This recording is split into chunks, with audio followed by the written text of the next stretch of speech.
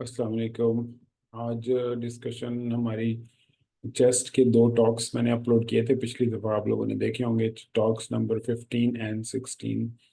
तो आज हम डिस्कस करेंगे जो टॉक्स है 15 नंबर। और जो है फिर आपके पास एक दिन होगा कल का टॉक्स 16 कंप्लीट करने के लिए। और फिर आप जो है वो टॉक 16 जो है वो परसों हम डिस्कस करेंगे, सैटरडे वाला दिन। अच्छा, उसमें इस तरह है कि जो उसके बाद है, फिर मैं अब कल तक या परसों तक स्केड्यूल बना दूंगा। तो फिर उसके बाद जो ईद वाला वीक है हमारा, उसमें भी हमने मैक्सिमम डिस्कशंस के सेशंस कोशिश करने के रखेंगे। बेशक मतलब जितना आप लोग उसमें, जाहिर बात है कि शायद 100% आप लोग इन्वॉल्व ना हो सके, वो अंडरस्टैंडेबल है, लेकिन मैक्सिमम जितना आप लोग एफर्ट कर सकें वो ठीक है। क्योंकि प्रैक्टिकली आपके अब 2 हफ्ते भी जो है वो पूरे नहीं रह गए हैं एग्ज़ाम में, क्योंकि 17 को एग्ज़ाम है। तो टेक्निकली आपके सिर्फ 12 दिन जो है वो इसमें पड़े हुए हैं। तो ये सारे के सारे डेज जो है वो काफ़ी इंपॉर्टेंट होते हैं आपने, क्योंकि एंड में आके सारा कुछ क्रैम करना है और समझना है इन चीज़ों को। तो इसलिए बेहतर यही है कि मैक्सिमम टाइम अपना इस पे ही करें। और मैं भी अपनी पूरी जो मसरूफियत है वो सारी साइड पे रखी हुई है, इसीलिए कि जो ये सेशंस हैं हम इनको सही तरह कंटिन्यू करते जाएं अप टिल जो हमारा एग्ज़ाम डेट है, तब तक हम चलते जाएं इनको लेके। तो अब पहला हम स्टार्ट करते हैं। जो हमारा एग्जाम का क्वेश्चन था, उसमें 26 year old man with chronic cough था। और इसमें जो इम्पोर्टेंट फाइंडिंग थी वो आप लोगों ने पहले भी शायद एक दो सेशन में बता चुका हूँ कि आपने जब भी ये देखना है, तो आपने अगर आपको अपर लोब में इस तरह की मतलब लीनियर से लाइंस जाती नजर आ रही होती हैं, जिस तरह यहाँ पे है, यहाँ पे है, ये वाला एरिया है, ये अगर आप इसको गौर से देखेंगे ना, ये सारे के सारे अपर लोब की तरफ जो है वो डिफरेंट, सॉरी, अपर लोब की तरफ ना सारे लीनियर से बैंड से, या जिसको आप इंटरस्टिशियल लाइनिंग है वो कर रहे हैं या नज़र आ रही है आपको। और उसके बाद जो पेरीब्रोंकियल कफिंग के एरियाज हैं, जिस तरह ये एरिया नज़र आ रहा है आपको, ये वाले एरियाज नज़र आ रहे हैं, यहाँ से ही आपको सारे के सारे upper lobe predominant linear bronchiectatic changes नज़र आ रही हैं। और जब आपको ये नज़र आती है, तो अपर लोब के अंदर फिर आपके जो डिफरेंशियल्स हैं वो बिल्कुल लिमिटेड रह जाते हैं। और जो मोस्ट लाइकली डिफरेंशियल होता है वो आपका सिस्टिक फाइब्रोसिस होता है, कि जिसमें अपर लोब ब्रोंकोस्टेटिक चेंजेस आपको नजर आती हैं। अगर इसमें एबीपी होगा, एलर्जिक ब्रोंकोपल्मोनरी एस्परजिलोसिस, जो इसका दूसरा डिफरेंशियल है mid and upper lobe bronchiectatic changes का, तो फिर आपके पास उसमें लेकिन जो चीज़ हमें एक्स्ट्रा मिलती है वो म्यूकस इन्फेक्शन के एरियाज है, कि उसमें ट्री इन ग्लव्स ज़्यादा अपीयरेंस टाइप आपको अपीयरेंस मिलती है एज कम्पेयर टू के ब्रोंकोस्टेटिक चेंजेस के। तो इसलिए इसमें अगर आपको ब्रोंकोस्टेटिक चेंजेस प्रोडोमिनेंट मिल रही है, तो फिर आपके लिए ज़्यादा ज़रूरी है कि आप उसको इस तरीके से देखें। So, एक सेकंड दें। हाइला हाइला की जो प्रोमिनेंस होती है ना, वो मैं भी आपको दिखाऊंगा। इसमें एक दो वो हमारे हैं केसेस जिसमें आएगी हाइला की प्रोमिनेंस। एक सेकंड दीजिएगा सिर्फ।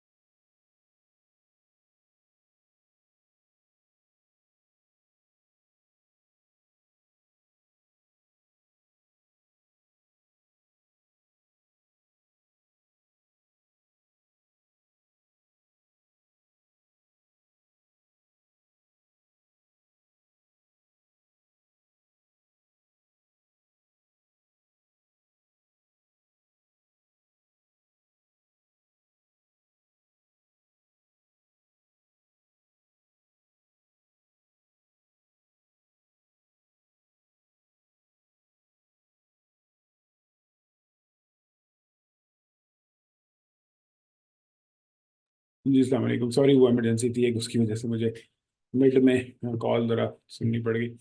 अच्छा, उसके बाद जो इससे अगला केस था, अच्छा आपका क्या क्वेश्चन था, सॉरी। हाँ मैं भी कि वो था कि हाइला की लिम्फेडिनोपैथी और be sure it's not lymphadenopathy. ये अभी आपको मैं दो इमेजेस दिखाता हूँ, एक तो ये इमेज आपने देख ली है, अभी मैं आपको लिम्फेडिनोपैथी का इमेज दिखाऊंगा। दो तीन तरह की जो लिम्फेडिनोपैथीज होती है ना, वो आपको दोनों तीन होनी चाहिए। अगर आप डाउटफुल है ना कि है या नहीं, तो फिर ज़्यादा चांसेस यही है कि लिम्फेडिनोपैथी नहीं है। अगर लिम्फेडिनोपैथी होगी तो वो आपको बिल्कुल कैटेगोरिकली पता लगेगी, क्योंकि हाइला कई दफा वैसे प्रोमिनेंट होते हैं बहुत सारे पेशेंट्स के, तो उसकी वजह से भी ऐसे लगता है कि जैसे ये कोई लिम्फेडिनोपैथी है या कोई ऐसी चीज़ है। तो इस वजह से जो है वो मतलब अब इसमें जो ये वाला पेशेंट है हमारा अगला वाला, इसमें ये टिपिकल जो हमारा एक पैटर्न होता है जो जिसमें मल्टीपल माइक्रो नोडुलर पैटर्न था, और इसमें ये मल्टीपल छोटे छोटे छोटे छोटे डेंस नोड्यूल्स थे जो दोनों साइडों में पड़े हुए थे। और यही फाइंडिंग इसकी जो थी लेटरल पे थी, जिसमें आपको एंटी मिड पोस्टीरियर मिडल और एंटीरियर पार्ट में सारों में मल्टीपल नोड्यूल्स नजर आ रहे थे। उसके बाद इसका जो एक्सरे, ये सॉरी चेस्ट था, क्या जो ये HRCT का था, उसमें बड़ी टिपिकल सी वो पैटर्न थी, जिसके अंदर आपका ये जो नोड्यूल्स हैं वो एक बड़ी टिपिकल सी क्या कहते हैं उसको, एक तो जो इसका डिस्ट्रीब्यूशन पैटर्न वो ट्री इन बर्ड टाइप था, जो कि इस चीज़ को इंडिकेट करता है कि एंडोब्रोंकियल या पेरिवेस्कुलर स्प्रेड के साथ डिस्ट्रीब्यूट हो रहे हैं। और साथ उनकी डिस्ट्रीब्यूशन बंचेस में थी, जिस तरह वही के एक बंच इधर है एक बंच उधर है, जिस तरह ये डिस्ट्रीब्यूट हुए हैं। ये जो होता है, ये तो हम लोग बहुत कॉमनली इसको देखते रहते हैं कि जो है वो TB के अंदर ही हमें ये पैटर्न यहाँ पे मिलता है ज़्यादा, जिसमें वही इनके कोई जो लिम्फ नोड होता है या कोई कैविटेटिंग लीजन होता है जो ब्रोंकस के अंदर की तरफ बर्स्ट कर जाता है, और फिर वो एंडोब्रोंकियल स्प्रेड पे जो इन्फेक्शन है वो सारी की सारी स्प्रेड करती चली जाती है। तो ये बेसिकली जो है वो TB था, विद एंडोब्रोंकियल स्प्रेड था, और सारे का सारा इन्फेक्शन इसमें स्प्रेड हुई पड़ी थी। तो उसके बाद इसलिए इसमें तो ये सिंपल एक केस था जो कि इसका था। अब मुझे नहीं पता इसमें आप लोगों ने दूसरी तरफ क्यों लेके गए हैं इसको, ये तो हम लोग आप लोग रूटीन के अंदर जो है इसमें इसको देखते रहते हैं कि ये किस तरीके से है। नोड्यूल्स और कैल्सिफाइड नहीं है ये असल में ना, ये भी मैं बताता हूँ कि ये जब विंडोइंग जो है ना, वो कई दफ़ा इस तरह करते हैं कि ये बड़ा टिपिकल सी मतलब विंडो की हुई है इन्होंने ना, तो उस विंडोइंग की वजह से कई दफ़ा आपको इस तरह के कैल्सिफाइड नोड्यूल्स नजर आ जाने शुरू होते हैं। और अगर वो कैल्सिफाइड वाकई नोड्यूल्स होते हैं, तो ये लेटरल व्यू जो कि उतना विंडो नहीं हुआ हुआ, तो उसमें डेफिनेटली जो था ये आपको मतलब वो नोड्यूल्स यहाँ पे भी तो लेटरल में भी फिर तो आपको कैल्सिफाइड नजर आने चाहिए थे ना। तो अगर आपको एक स्कैन के अंदर इस तरह कैल्सिफाइड नोड्यूल्स नजर आ रहे हैं, दूसरे स्कैन में इतना नजर नहीं आ रहे, तो इसका मतलब ये है कि मोस्ट लाइकली जो है वो इसमें आपकी एंडोब्रोंकियल स्प्रेड है। अच्छा जी, उसके बाद इसमें क्या क्वेश्चन है आपका, कैविटेशन। हाँ जी, इसमें ज़रूरी नहीं होता है कि लाजमी कैविटेट करे, कई बार ना लिम्फ नोड बर्स्ट कर जाता है, और वो अगर लिम्फ नोड बर्स्ट कर जाए तो वो भी इस तरह होता है कि ब्रोंकस के पास कोई लिम्फ नोड ना ब्रोंकस के अंदर चला जाता है, तो फिर कई बार आपको एग्जैक्ट कैल्सिफाइड एरिया नहीं मिलता। और सेकेंडली ये होता है कि कई दफा जो कैल्सिफिकेशन वाला या कैविटेटिंग एरिया, अब मोस्ट लाइकली इसमें अगर हम एपिकल रीजन में जाते हैं, तो ये जो जगह है ना जो ये इसके साथ पड़ी हुई है, यहाँ पे लग रहा है कि ये कैल्सिफाइड या सॉरी कैविटेटिंग नोड्यूल होगा, कि जिसकी वजह से फिर आगे सारा एंडोब्रोंकियल स्प्रेड हो गया है। तो ये टिपिकल एक उसकी cavitating lesion with endobronchial spread of TB की जो है वो पिक्चर है, कि जिसके अंदर सारे के सारा वो स्प्रेड हुआ पड़ा है। अच्छा जी, उसके बाद फिर इससे अगला था, इसमें हाँ सबसे पहले तो हम बाकी तो आप लोग हर सिटी पे पहुंच गए थे इसमें, लेकिन इसकी ये एक जो एक्सरे है ना, वो भी बड़ा एक टिपिकल सा होता है कि जिसमें ब्लैक ब्लैक से एरिया सारे दोनों साइडों पे नजर आ रहे थे। इसमें सिस्ट तो आपको कई दफा इतनी प्रोमिनेंट नजर नहीं आती, लेकिन आपको जो सिस्टिक यानी कि जिस तरह हाइपो यानी कि जितना ये लोअर एरियाज जो हैं, जितनी उसके अंदर आपको इसकी वेस्कुलरिटी नजर आती है, उतनी आपको इसमें वेस्कुलरिटी नजर नहीं आ रही होती। इसमें जिस तरह ओवर एक्सपेंडेड लंग्स होते हैं ना, इस तरह की पिक्चर आनी शुरू हो जाती है। और दूसरा, जैसे ही हम फिर इसके अंदर गए थे, जो इसका ये सिटी था, तो HRCT, तो उसमें फिर आपको ये बेतहाशा जो छोटे छोटे सिस्टिक एरियाज थे वो नज़र आ रहे थे, जिन्होंने पूरे बायोलेटरल लंग्स को रिप्लेस किया हुआ था, लेकिन जो इंटरवीनिंग उसका पैरेंकाइमा था वो रिलेटिवली प्रिजर्व था, वो बहुत ज़्यादा उसके अंदर जो लंग्स, जो इंटरमीडिएट लंग्स था, यानी इंटरमीडिएट दो सिस्ट के दरमियान का जो लंग है वो रिलेटिवली स्पेयर्ड था। और ये अगर लंग जिस तरह यहाँ पे मुख्तलिफ सिस्ट के दरमियान जो लंग है वो स्पेयर्ड हो, तो फिर ये LCH को रूल आउट कर देता है, क्योंकि LCH में जो है वो डिस्ट्रक्टिव चेंजेस ज़्यादा होती हैं लंग की। तो फिर ये वाला जो पेशेंट होता है ये नॉर्मली लिम्फेंजियोलियोमायोसिस का पेशेंट होता है, जो कि यानी कि यंग एज फीमेल होती है, चाइल्ड बेयरिंग एज की, जिसके अंदर ये सिस्ट मल्टीपल डेवलप कर जाती हैं। तो इसलिए इसमें स्पेशली जो लंग्स वाले थी ना, ये जो सीटी पे ये जो सिस्टिक एरियाज आ रहे थे, ये नॉर्मली जो है वो COAD को रेफर यानी कि को इंडिकेट नहीं करते। उसकी रीज़न ये है कि जो COAD की सिस्टिक चेंजेस होती हैं वो पैरासेप्टल एम्फाइसेमेटस चेंजेस होती हैं, वो रैंडम डिस्ट्रीब्यूशन में नहीं होती हैं, वो नॉर्मली सेप्टा के साथ साथ जो अपर लोब्स हैं उनकी जो ये अपर पार्ट्स हैं और सब प्लूरल जो एरियाज हैं उनमें होती हैं। उस तरह पूरे के पूरे लंग्स में स्प्रेडेड कभी भी सिस्टिक एरियाज नहीं होते COAD के ना, क्योंकि COAD के सारी बात है वो एक पैटर्न है डेफिनेटली। तो इसके अंदर तो सारे के सारे जो फीचर्स थे वो आपके लैम के थे, लिम्फेंजियोलियोमायोसिस के। और इस एक्सरे को जरूर याद कर लें, क्योंकि ये एक्सरे बड़ा एक सॉर्ट ऑफ क्या कहते हैं आंट मिनी टाइप एक्सरे है, कि जिसमें ज़्यादातर जो है वो पूरे के पूरे लंग्स जो हैं वो हाइपर इन्फ्लेटेड टाइप अपीयरेंस दे रहे हैं, कि जिनमें ब्लैक हुए पड़े हैं दोनों साइडों के लंग्स। ठीक है, अच्छा। उसके बाद जो अगला पेशेंट है,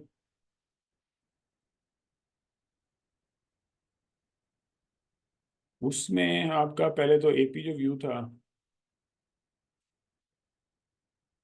इसमें ही आपको यहाँ से ट्रेकिया जो था वो नॉर्मल नज़र नहीं आ रहा था, वो यहाँ से वही बिल्कुल नैरो डाउन किया हुआ था उस ट्रेकिया ने। ठीक है, और उसके बाद जो है ना डिफ्यूज इरेगुलर नर्विंग थी, जो कि सर्वाइकल यानी कि इस पार्ट का जो ये अपर वाला पार्ट है ये, और जो इंट्राथोरेसिक पार्ट था, ये दोनों वाले पार्ट जो थे एक्सरे पे ये आपको बिल्कुल एक थिन से नजर आ रहे थे। और उसके बाद फिर ये था कि जब हम इसके HRCT में जाते थे, तो फिर तो ये बिल्कुल ही जो था ट्रेकिया, वो थिन रिम रिम लाइक या थिन एक स्लिट लाइक जो है उसकी अपीयरेंस बन चुकी थी, और उसके अंदर बिल्कुल यानी कि जिस तरह होता है ना कि बिल्कुल नैरो डाउन कर चुका था। तो इसमें जो आपके पास मोस्ट लाइकली अपीयरेंस आती है कि, और दूसरी एक और जो चीज़ इसमें एक्स्ट्रा थी वो ये थी कि अगर मैं इसको थोड़ा सा इलाज करूँ तो आपको इसकी जो वॉल्स थी ना ये थोड़ी सी ये नॉडुलर भी नजर आ रही थी, कि जिस तरह नॉडुलैरिटी होती है वॉल्स के अंदर। तो अगर ये नॉडुलैरिटी आपको नजर आए और आपको क्लैप्स्ड इस तरह का जो ट्रेकिया वो नजर आए, तो ये मोस्ट लाइकली जो कॉज होती है इसमें वो ट्रेकियोपैथिया ऑस्टियोकॉन्ड्रोप्लास्टिका। ठीक है, ये इसकी जो है मेन कॉज होती है। और इसमें बाकी भी आपके पास जो डिफरेंशियल्स होते हैं वो होते हैं, लेकिन इसके अंदर जब आपके पास इस तरह नर्विंग ऑफ ट्रेकियन कोरोनल प्लेन है, तो वो आपके लिए जो है मैक्सिमम इसके अंदर जो मोस्ट लाइकली पॉसिबिलिटी है वो ट्रेकियोपैथिया ऑस्टियोकॉन्ड्रोप्लास्टिका की होती है। ठीक है, ये आप लोगों ने याद रखना है। बाकी जो डिफरेंशियल्स हैं इसके अंदर जो आप लोगों ने दिए हैं, मैं देखता हूँ भी आप लोगों के साथ इसमें थे। सेबर शीट में जो है वो आपका एक तो COAD की चेंजेस साथ आती हैं, क्योंकि उसके साथ वो ज़्यादा एसोसिएटेड होता है। और सेकेंडली इसमें जो इसकी वॉल की नोडुलैरिटी है वो भी उसकी जो है वो अगेंस्ट है, क्योंकि उसमें डेवलपमेंट जो नोड्यूल्स की डेवलपमेंट है वो इतनी कॉमनली कभी भी उसमें नहीं होती सेबर शीट ट्रेकिया में। तो अगर आपको नोडुलर से मिल रही है तो वो आपका उसमें नहीं है।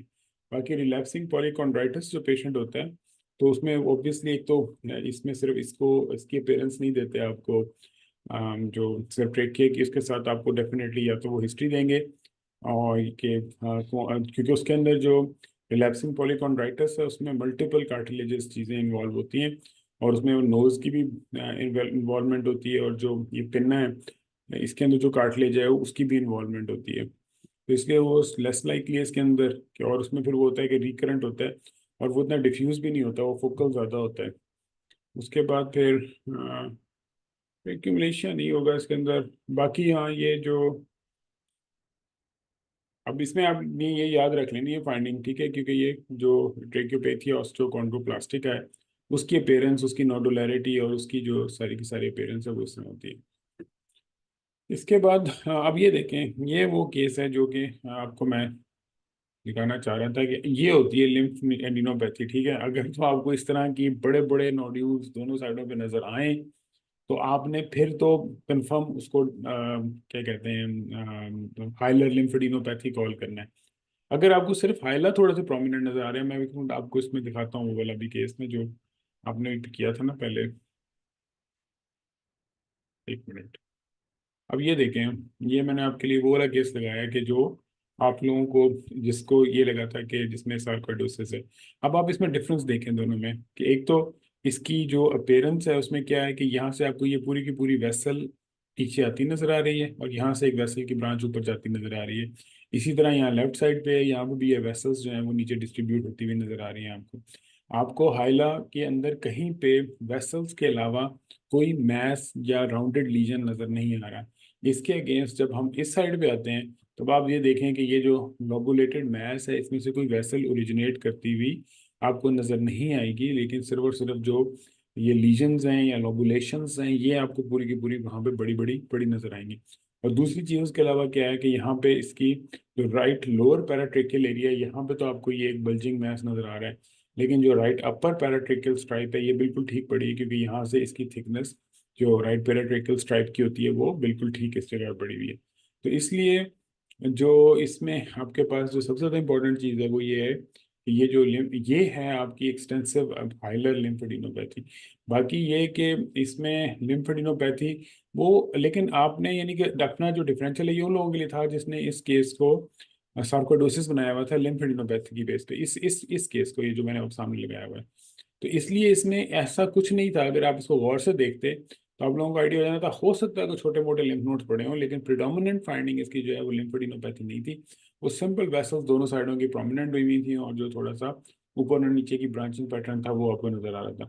जबकि इसके अगेंस्ट ये अगर आप केस देखें तो इसमें आपको इतनी बड़े बड़े लोबुलेटेड मैसेज से नजर आ रहे हैं जो दोनों हाइलाइट पड़े हैं। अगर तो आपको इस तरह के लोबुलेटेड मैसेज नजर आए, फिर तो आपने अप फ्रंट जो है लिम्फेडिनोपैथी को पहले नंबर पे रख के आगे चलना है।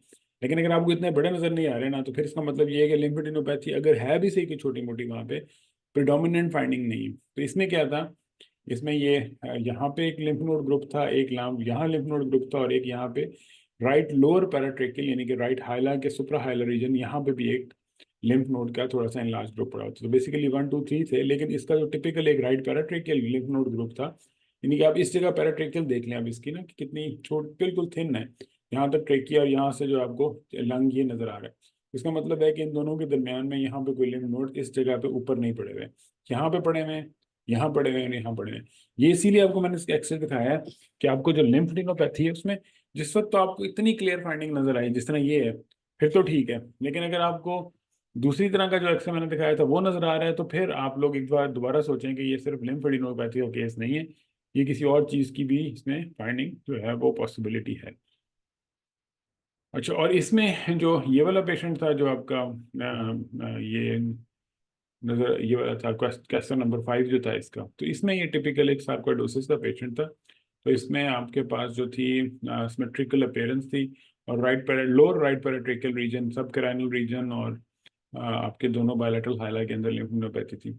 उसके बाद जब आप उसमें गए हैं अपनी ये सीटी में, तो सीटी में भी आपको ये बड़े बड़े लिम्फ नोड के ग्रुप सारी जगहों पे नजर आ रहे थे, इवन के कैराना के नीचे पड़े हुए हैं। ये देखें कितना बड़ा कैराना के नीचे पड़ा हुआ है, यहाँ पड़ा हुआ है एओर्टो पल्मोनरी विंडो, ये जो सारे के सारे एरिया, यहाँ पे भी आपको ये जो लिम्फ नोड्स हैं वो आपको लिम्फ नोड के ग्रुप यहाँ पे भी नजर आ रहे हैं। तो इसलिए इसमें बेसिकली जो लिम्फ, इतना बड़ा लिम्फ नोड अगर एरियाज हैं, तो आपका फिर ये डिफरेंशियल जो है दो चीज़ों पे मोस्ट लाइकली जाएगा। पहली चीज़ जो है वो सार्कोइडोसिस, नंबर सेकंड लिम्फोमेटस लीजन्स भी कई दफा आपके इस तरह प्रेजेंट करते हैं, लेकिन उसके अंदर क्या होता है, ये जो एंटीरियर जो थोरेसिक रीजन है उसकी लिम्फेडिनोपैथी भी काफ़ी प्रिडोमिनेटली साथ होती है। तो इसमें चूंकि आप अगर गौर से देखें तो एंटीरियर जो ग्रुप है लिम्फ नोड्स के वो इतने ज़्यादा इन्वॉल्व नहीं है, बायलैटरल हाइलर और राइट पैराट्रेकियल वो ग्रुप ज़्यादा इन्वॉल्व हैं। तो अगर ये डिस्ट्रीब्यूशन ऑफ लिम्फेडिनोपैथी है तो फिर सार्कोइडोसिस जो है वो नंबर 1 पे आ जाएगा। तो इसलिए इसमें मेरा मशवरा यही है कि आप इसका एपी देखें, इसके बाद इसका लेटरल देखें, आपको ये सारे के सारे लिम्फ नोड ग्रुप्स नजर आ रहे हैं जो बड़े बड़े हैं, और उसके बाद फिर जो है आपकी इसके अंदर बाकी सारी की सारी फाइंडिंग भी सार्कोइडोसिस को फेवर कर रही है।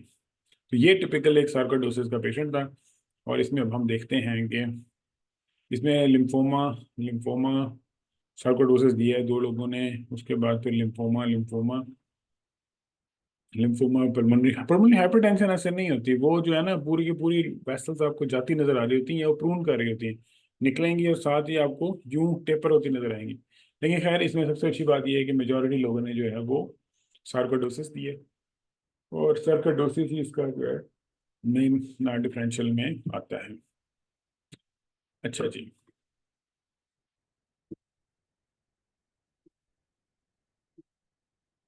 लंग विंडो में नोड्यूल की डिस्ट्रीब्यूशन, कौन से नोड्यूल्स की, जो ये लंग के अंदर पड़े हैं,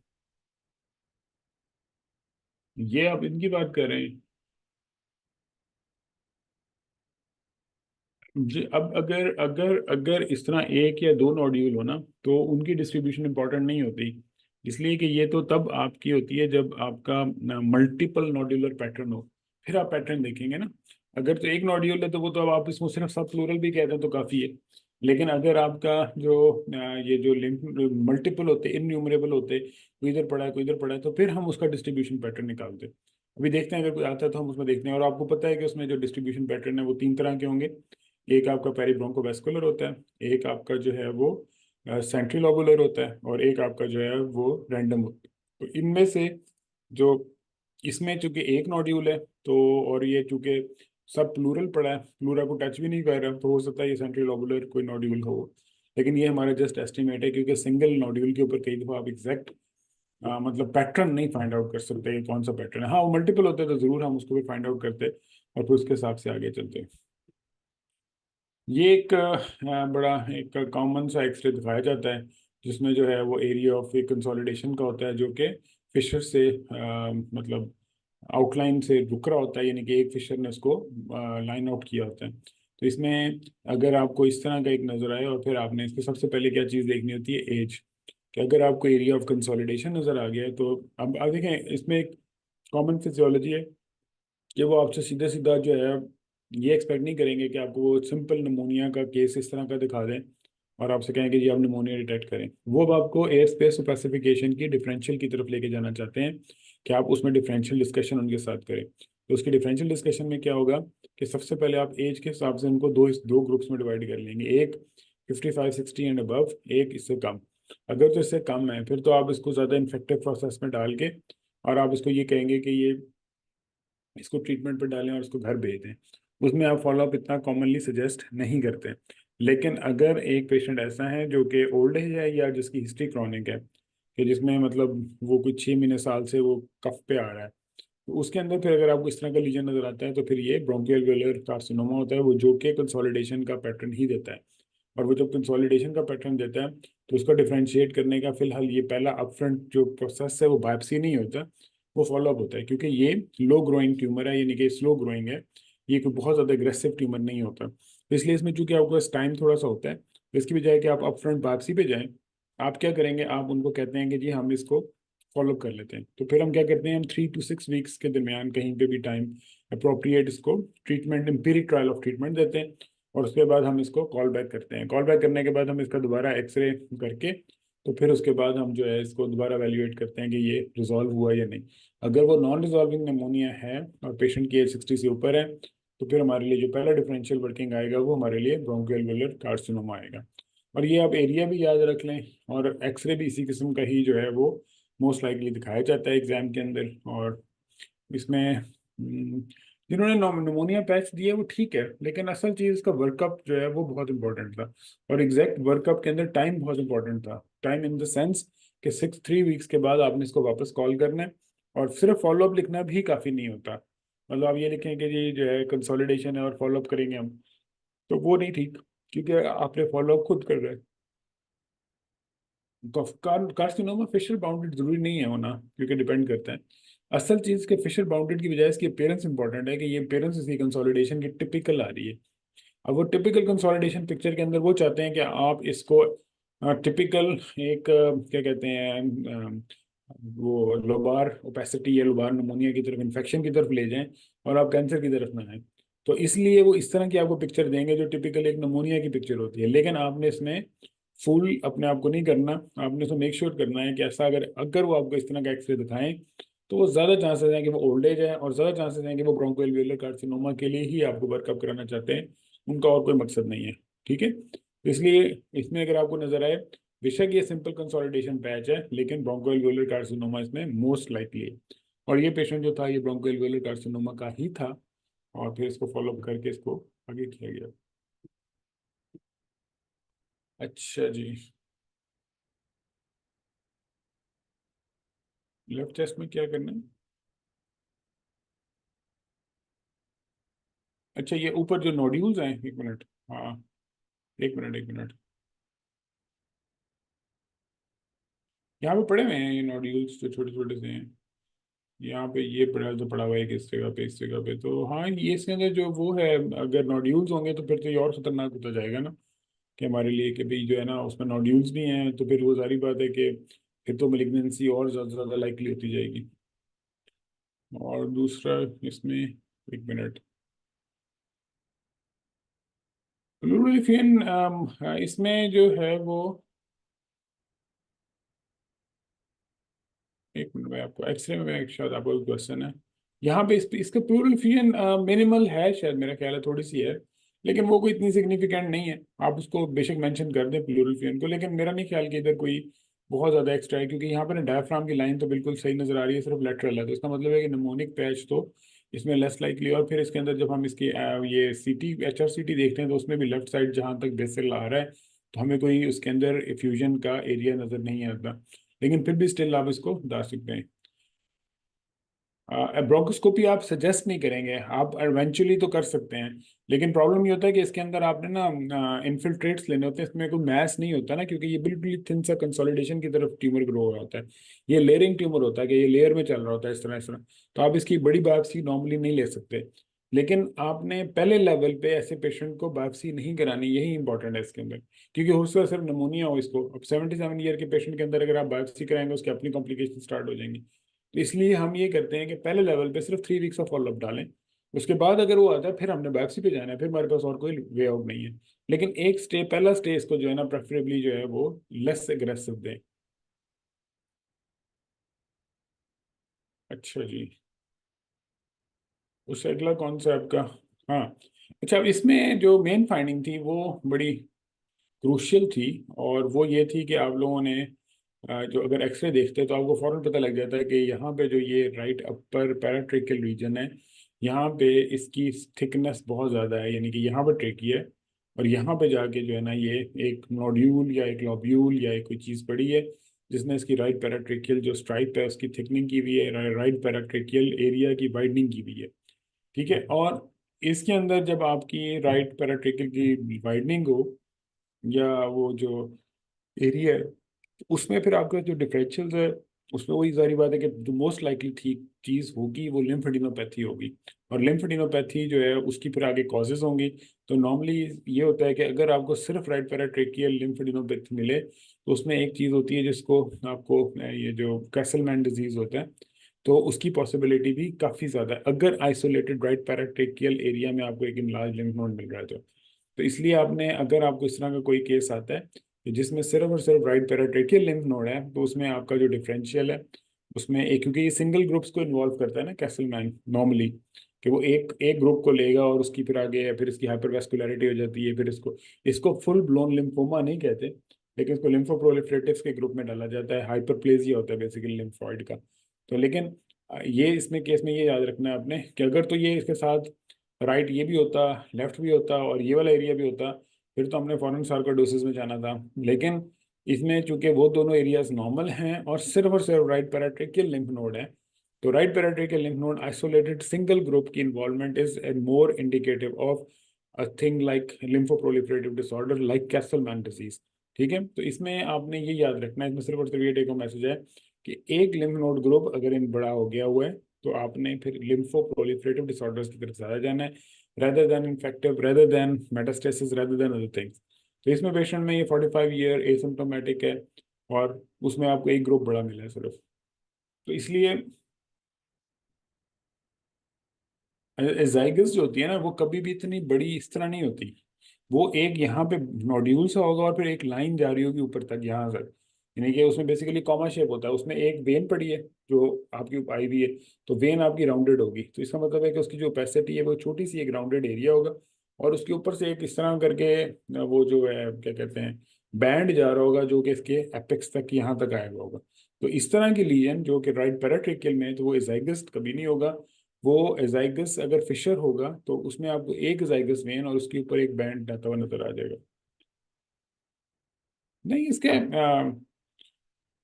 वेस्कुलेचर क्यों नहीं नजर आ रहा? वेस्कुलेचर ठीक है इसका, वो थोड़ा सा मेरे ख्याल से वो उसकी वजह से हुआ हुआ है। तो लेकिन जो अपर लोब के अंदर ल्यूसेंट होना ठीक है, मतलब अपर लोब का ल्यूसेंसी कोई एबनॉर्मेलिटी नहीं है उसका। डेंस होना खतरनाक है, क्योंकि इसके अंदर ये होता था कि वेस्कुलरिटी नीचे वाले लोब्स की ज़्यादा होती है, ऊपर वाले लोब्स की कम होती है। लेकिन एज सच ये कोई पैथोलॉजी नहीं होती कि अगर वो थोड़ा डार्क नजर आ जाए, वो डार्क थोड़ा सा नजर आना ठीक है, मतलब हमें सही है, वो हमारे लिए फायदेमंद है कि इसका मतलब नॉर्मल वेस्कुलरिटी है। लेकिन ये है कि जो नीचे वाले अगर डार्क हों फिर हमारे लिए खतरनाक है कि यार वो फिर कोई मसले वाली बात है। लेकिन अगर अपर वाले हों तो उसकी इतनी मसला नहीं है, वो खैर है, उसको आप जो है ना वो थोड़ा सा मार्जिन दिया जा सकता है आपको। अच्छा, उसमें जो एक और चीज़ इसमें थी, इसमें आप लोगों ने हम्म, देखना चाह रहा हूँ कि किसने राइट साइड एओर्टिक आर्च तो नहीं है, एओर्टिक आर्च तो यहाँ पड़ी है। पैराट्रेकियल लिम्फेडिनोपैथी की बजाय आप राइट पैराट्रेकियल लिख देते तो फिर तो काम ही सही हो जाएगा। और ट्रेकियल मेलिग्नेंसी कभी भी सेंट्रल पार्ट को इन्वॉल्व किए बगैर नहीं होती, बाहर सिर्फ नहीं होती। इन्फ्लेमेटरी लीजन कोई चीज़ नहीं है, इन्फ्लेमेटरी लीजन को आपने नहीं वर्ड यूज़ करना। थाइमोमा भी इस जगह नहीं होता, वो सेंटर में होता है। एंटीरियर मेडिस्टाइनल मैस जो है वो भी इसके लिए नहीं है, राइट पैराट्रेकियल स्ट्राइप है ये, देखें ट्रेकिया यहाँ नजर आ रहा है, उसके बाद उसके साथ से आगे लीजन नजर आ रहा है, तो इसको आपने राइट पैराट्रेकियल याद रखना है। एक ने दिया हुआ है right paratracheal stripe increase, doctor Numra ने, लेकिन उन्होंने सार्कोइडोसिस और ट्यूबरकुलोसिस दिया, इट्स फाइन। लेकिन ये याद रखें कि सार्कोइडोसिस और ट्यूबरकुलोसिस नॉर्मली सिंगल ग्रुप के वो लिम्फोडिनोपैथी नहीं करते, वो मल्टीपल ग्रुप्स को इन्वॉल्व करते हैं। तो इस तरह के जो कैसिलमैन टाइप है जिसमें सिंगल ग्रुप को इन्वॉल्वमेंट है, तो उसमें वो ज़्यादा यही होता है। तो डॉक्टर जारा ने लिखा है राइट पैराट्रेकियल लिम्फोडिनोपैथी, वेरी गुड, इसमें ठीक है, ये बिल्कुल सही है, अगर आप यहाँ तक भी लिख देंगे तो ठीक है। डॉक्टर जायब ने ठीक लिखा है, डॉक्टर सारिश ने भी बिल्कुल ठीक लिखा है। और लेकिन एओर्टिक आर्च नहीं है, एओर्टिक आर्च ये देखें ये जा रही है, ये बिल्कुल सही, यहाँ से आपको देखें, यहाँ से जाके ये वापस नीचे आ रही है, तो ये राइट पैराट्रेकियल लिम्फ नोड है, बस इसमें आपने और कुछ नहीं इसमें लिखना। ओहो सॉरी, ये क्या हो गया? हाँ सॉरी। अच्छा जी, उसके बाद फिर नहीं सिग्निफिकेंट राइट हेमिडायफ्राम सिग्निफिकेंटली रेज नहीं है। मतलब अगर है भी सी तो थोड़ा बहुत है, लेकिन इवेंट्रेशन नहीं है सच, क्योंकि इसका वो जो डोम है वो ठीक है, लेकिन मेरा ख्याल है इतना मार्जिन दे देना चाहिए राइट के अंदर ना, तो राइट को इतना कोई परेशानी वाली बात नहीं है फिलहाल।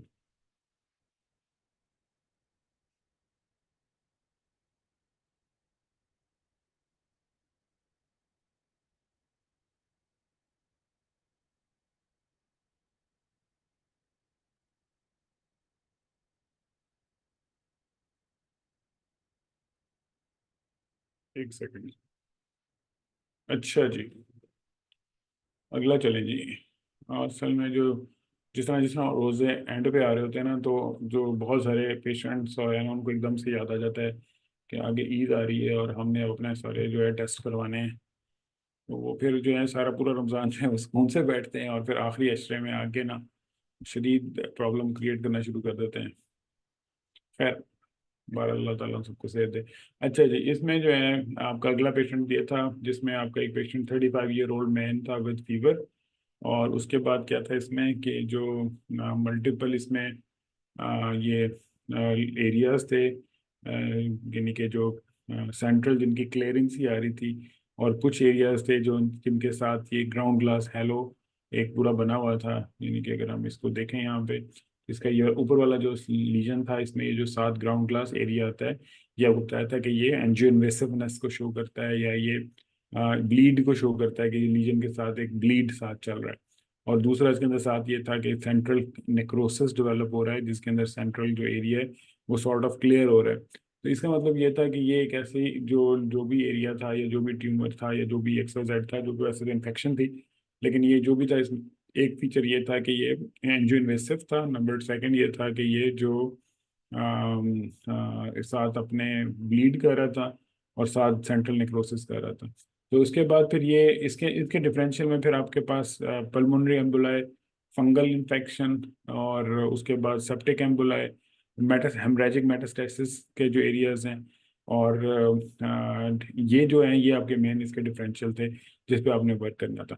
तो अगर आपने इनमें से, यानी कि इसमें हम कैटेगोरिकल इसलिए नहीं जा सकते क्योंकि हमने हिस्ट्री नहीं दी हुई थी, लेकिन अगर आपने ये दिया हुआ है तो फिर तो ठीक है। अच्छा, अब इसमें एक चीज़ थी कि कुछ लोगों ने इसके अंदर ना जो है वो इसमें एक ऑर्गेनाइजिंग नमोनिया या क्रिप्टोजेनिक ऑर्गेनाइजिंग नमोनिया लिखा है, तो मैं उसके बारे में आपको बता देता हूँ कि जो क्रिप्टोजेनिक ऑर्गेनाइजिंग नमोनिया होते हैं वो कभी भी इस तरह जो सेंट्रल डेंस और साथ वो नहीं देते। ये जो इस तरह के एरियाज होते हैं वो एक तो इतने बहुत छोटे नहीं होते क्रिप्टोजेनिक ऑर्गेनाइजिंग निमोनिया, वो उस तरह निमोनिया के पूरे पैचेस की तरह आते हैं, बड़े लीजन्स होते हैं।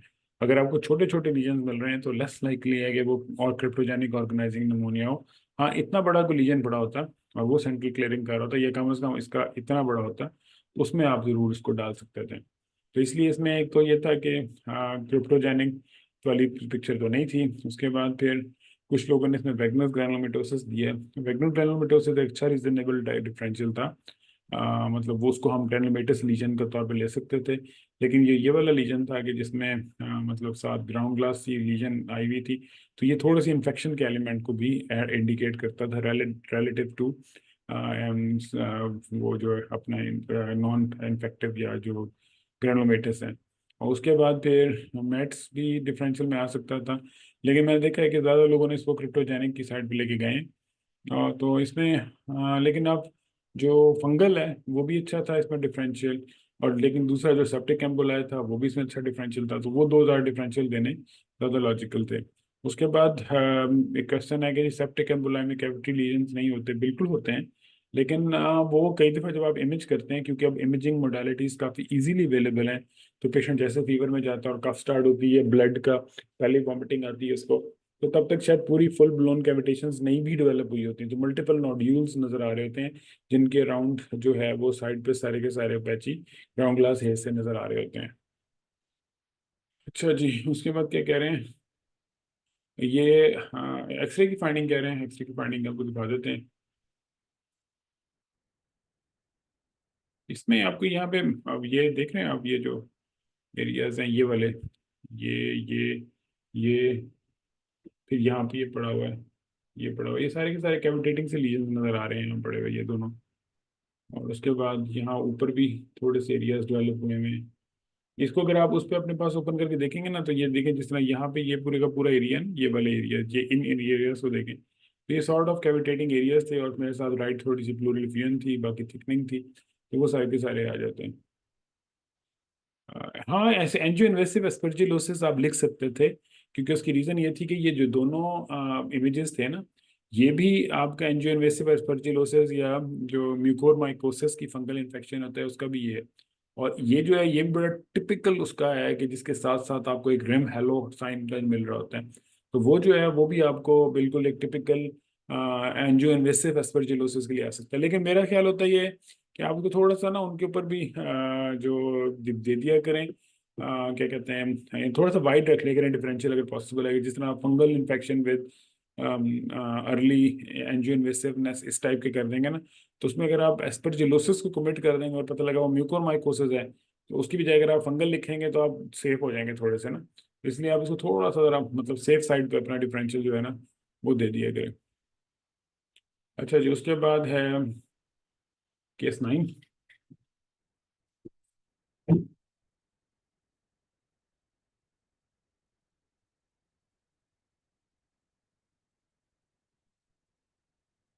अच्छा जी, इसमें आपका एक एक करके मैं एक्सरे बताता हूँ आपको।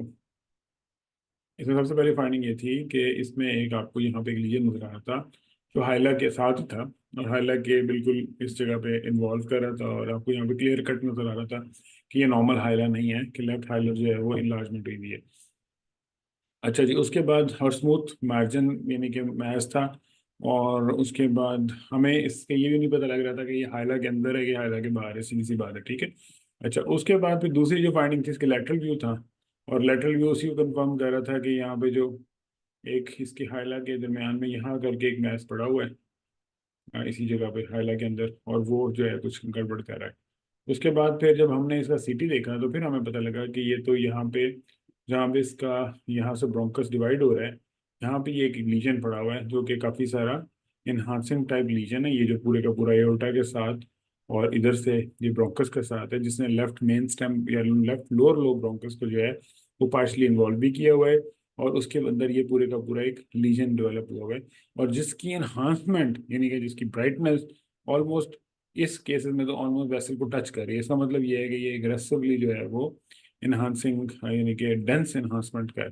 अब इसका मतलब ये है कि जो हमने दो तीन इसमें से रूल आउट किए हैं, एक तो ये है कि ये हाइलर लीजन है, दूसरा ये है कि ये वेस्कुलर जितनी इन्हांसमेंट यानी एविड इन्हांसमेंट कर रहे हैं, और तीसरा ये है कि जो यहाँ पे हमें इस जगह पे एक्सपेक्टेड है कि हम लेफ्ट लोअर लो ब्रोंकस देखेंगे डिवाइड होता हुआ, तो हमें लेफ्ट लोअर लो ब्रोंकस नजर नहीं आ रहा। तो अब इसका मतलब ये है कि हमारे पास जो ये लीजन है, ये ब्रोंकियल लीजन है, और विद सेकेंडरी आसपास की इन्वॉल्वमेंट एंड विद एडेंस एनहांसमेंट, व्हिच मींस के जो हमारा पहला डिफरेंशियल डिफरेंशियल आएगा वो हमारा कार्सिनोइड का आता है। ठीक है, अच्छा अब उसमें क्या ये पूछ रहे हैं कि ये लिम्फ नोड को मिमिक कर सकता है? कर सकता है, लेकिन सिंगल लिम्फ नोड इतना बड़ा नहीं होता। तो क्या होगा अगर ये दो लिम्फ नोड होते, तो एक लिम्फ नोड ऐसे आता है और थोड़ा सा लिम्फ नोड दूसरा नजर आता है, ये लॉबुलेशंस के साथ नॉर्मली नजर आ रहा होता आपको। लेकिन चूंकि ये सिंगल मैस है, तो ये ज्यादा लाइकली है कि लिम्फ नोड नहीं है। लेकिन क्या लिम्फ नोड हो सकता है? बिल्कुल हो सकता है लिम्फ नोड। हम इसको किसी भी तरह ये नहीं कह सकते कि 100% गारंटी के साथ एक्सरे पे ये लिम्फ नोड नहीं है। लेकिन जब हम इस पे आए हैं, तो यहाँ पे हमें आगे पता लगा कि नहीं, ये तो एक लीजन है जो कि लेफ्ट लोअर लोब ब्रोंकस की तरफ जा रहा है, और ये ब्रोंकियल कार्सिनोइड का जो है वो बनता है। और ये फिर उसके अंदर क्या किया उन्होंने, ब्रोंकियल आर्टरी के थ्रू, देखें आप इसको जो है ना वो लेफ्ट ब्रोंकियल आर्टरी के थ्रू जाके इसके अंदर उन्होंने कंट्रास्ट दी है, उसमें एक्सटेंसिव जो है वो एनहांसमेंट आई है। तो ये ना मतलब ये है कि ये जो ट्यूमर था जो है, तो ये लेफ्ट ब्रोंकियल आर्टरी से वेसल, क्योंकि ये एओर्टा से ही आके इसके अंदर दे रहे हैं ना, तो ब्रोंकियल आर्टरी से, अगर वो पल्मोनरी आर्टरी से इसकी सप्लाई नहीं होती है, ब्रोंकियल आर्टरी से ले रहा होता है, तो इसलिए इसने ब्रोंकियल आर्टरी से इसको ब्रांच आउट करके इसको वो कंट्रास्ट दिया हुआ है। तो जब चूंकि इसके अंदर कंट्रास्ट की एविड एनहांसमेंट है, तो इसका मतलब ये है कि ये मोस्ट लाइकली कोई इसी तरह का खतरनाक सा ट्यूमर है। तो इसमें आप लोगों ने ज़्यादा नहीं पल्मोनरी सिक्वेस्ट्रेशन दिया, मुझे नहीं आइडिया हुआ कि वो सिर्फ क्यों दिया है, क्योंकि पल्मोनरी सिक्वेस्ट्रेशन के अंदर इतनी एविड एनहांसमेंट तो कभी भी नहीं आएगी। पल्मोनरी आर्टरी एनोरिज्म अगर होता तो यहाँ पे ये वेसल जो इसको सप्लाई कर रही है ब्रोंकल आर्टरी के थ्रू, ये ब्रोंकल आर्टरी के थ्रू पल्मोनरी आर्टरी की एनहांसमेंट होती। इसी तरह लेफ्ट हालर मास एवीएम नहीं है, क्योंकि एवीएम होता तो बड़ी सारी वेन्स वापस भी आ रही होती साथ ही ना। तो इसका मतलब है कि left hilar mass with left lower lobe collapse is fine, with doctor Sarish ने दिया है। लेकिन कार्सिनोइड का वर्ड किसी ने नहीं यूज किया, क्योंकि जबकि इसमें आपको कार्सिनोइड का ट्यूमर का वर्ड यूज होना चाहिए था। नहीं, इसमें मेलिग्नेंसी नहीं लिख सकते थे आप, क्योंकि इसमें कोई भी फीचर ऐसा नहीं था जो मेलिग्नेंसी को फेवर कर रहा हो। क्या इसमें था डिफरेंस की फीचर? क्या इसके मार्जिन स्पेकुलेटेड थे? नहीं, इसकी इन्हांसमेंट जरूर थी, लेकिन इन्हांसमेंट सिर्फ जो है वो तो मेलिग्नेंसी का इंडिकेटर नहीं है। और फिर दूसरा उसके बाद ये था कि जिस तरह ये था, तो इसमें आप आपकी मेलिग्नेंसी अभी आप नहीं करना है इसमें वर्ड यूज। लंग में होती है और ब्रोंकल उसमें होती है ना, जो कार्सिनोइड है ना उसके अंदर, तो वो आपकी जो ल्यूमन होता है नॉर्मली ब्रोंकस का, उसके अंदर ग्रो करता है, फिर जल्दी कोलैप्स कर देता है वो।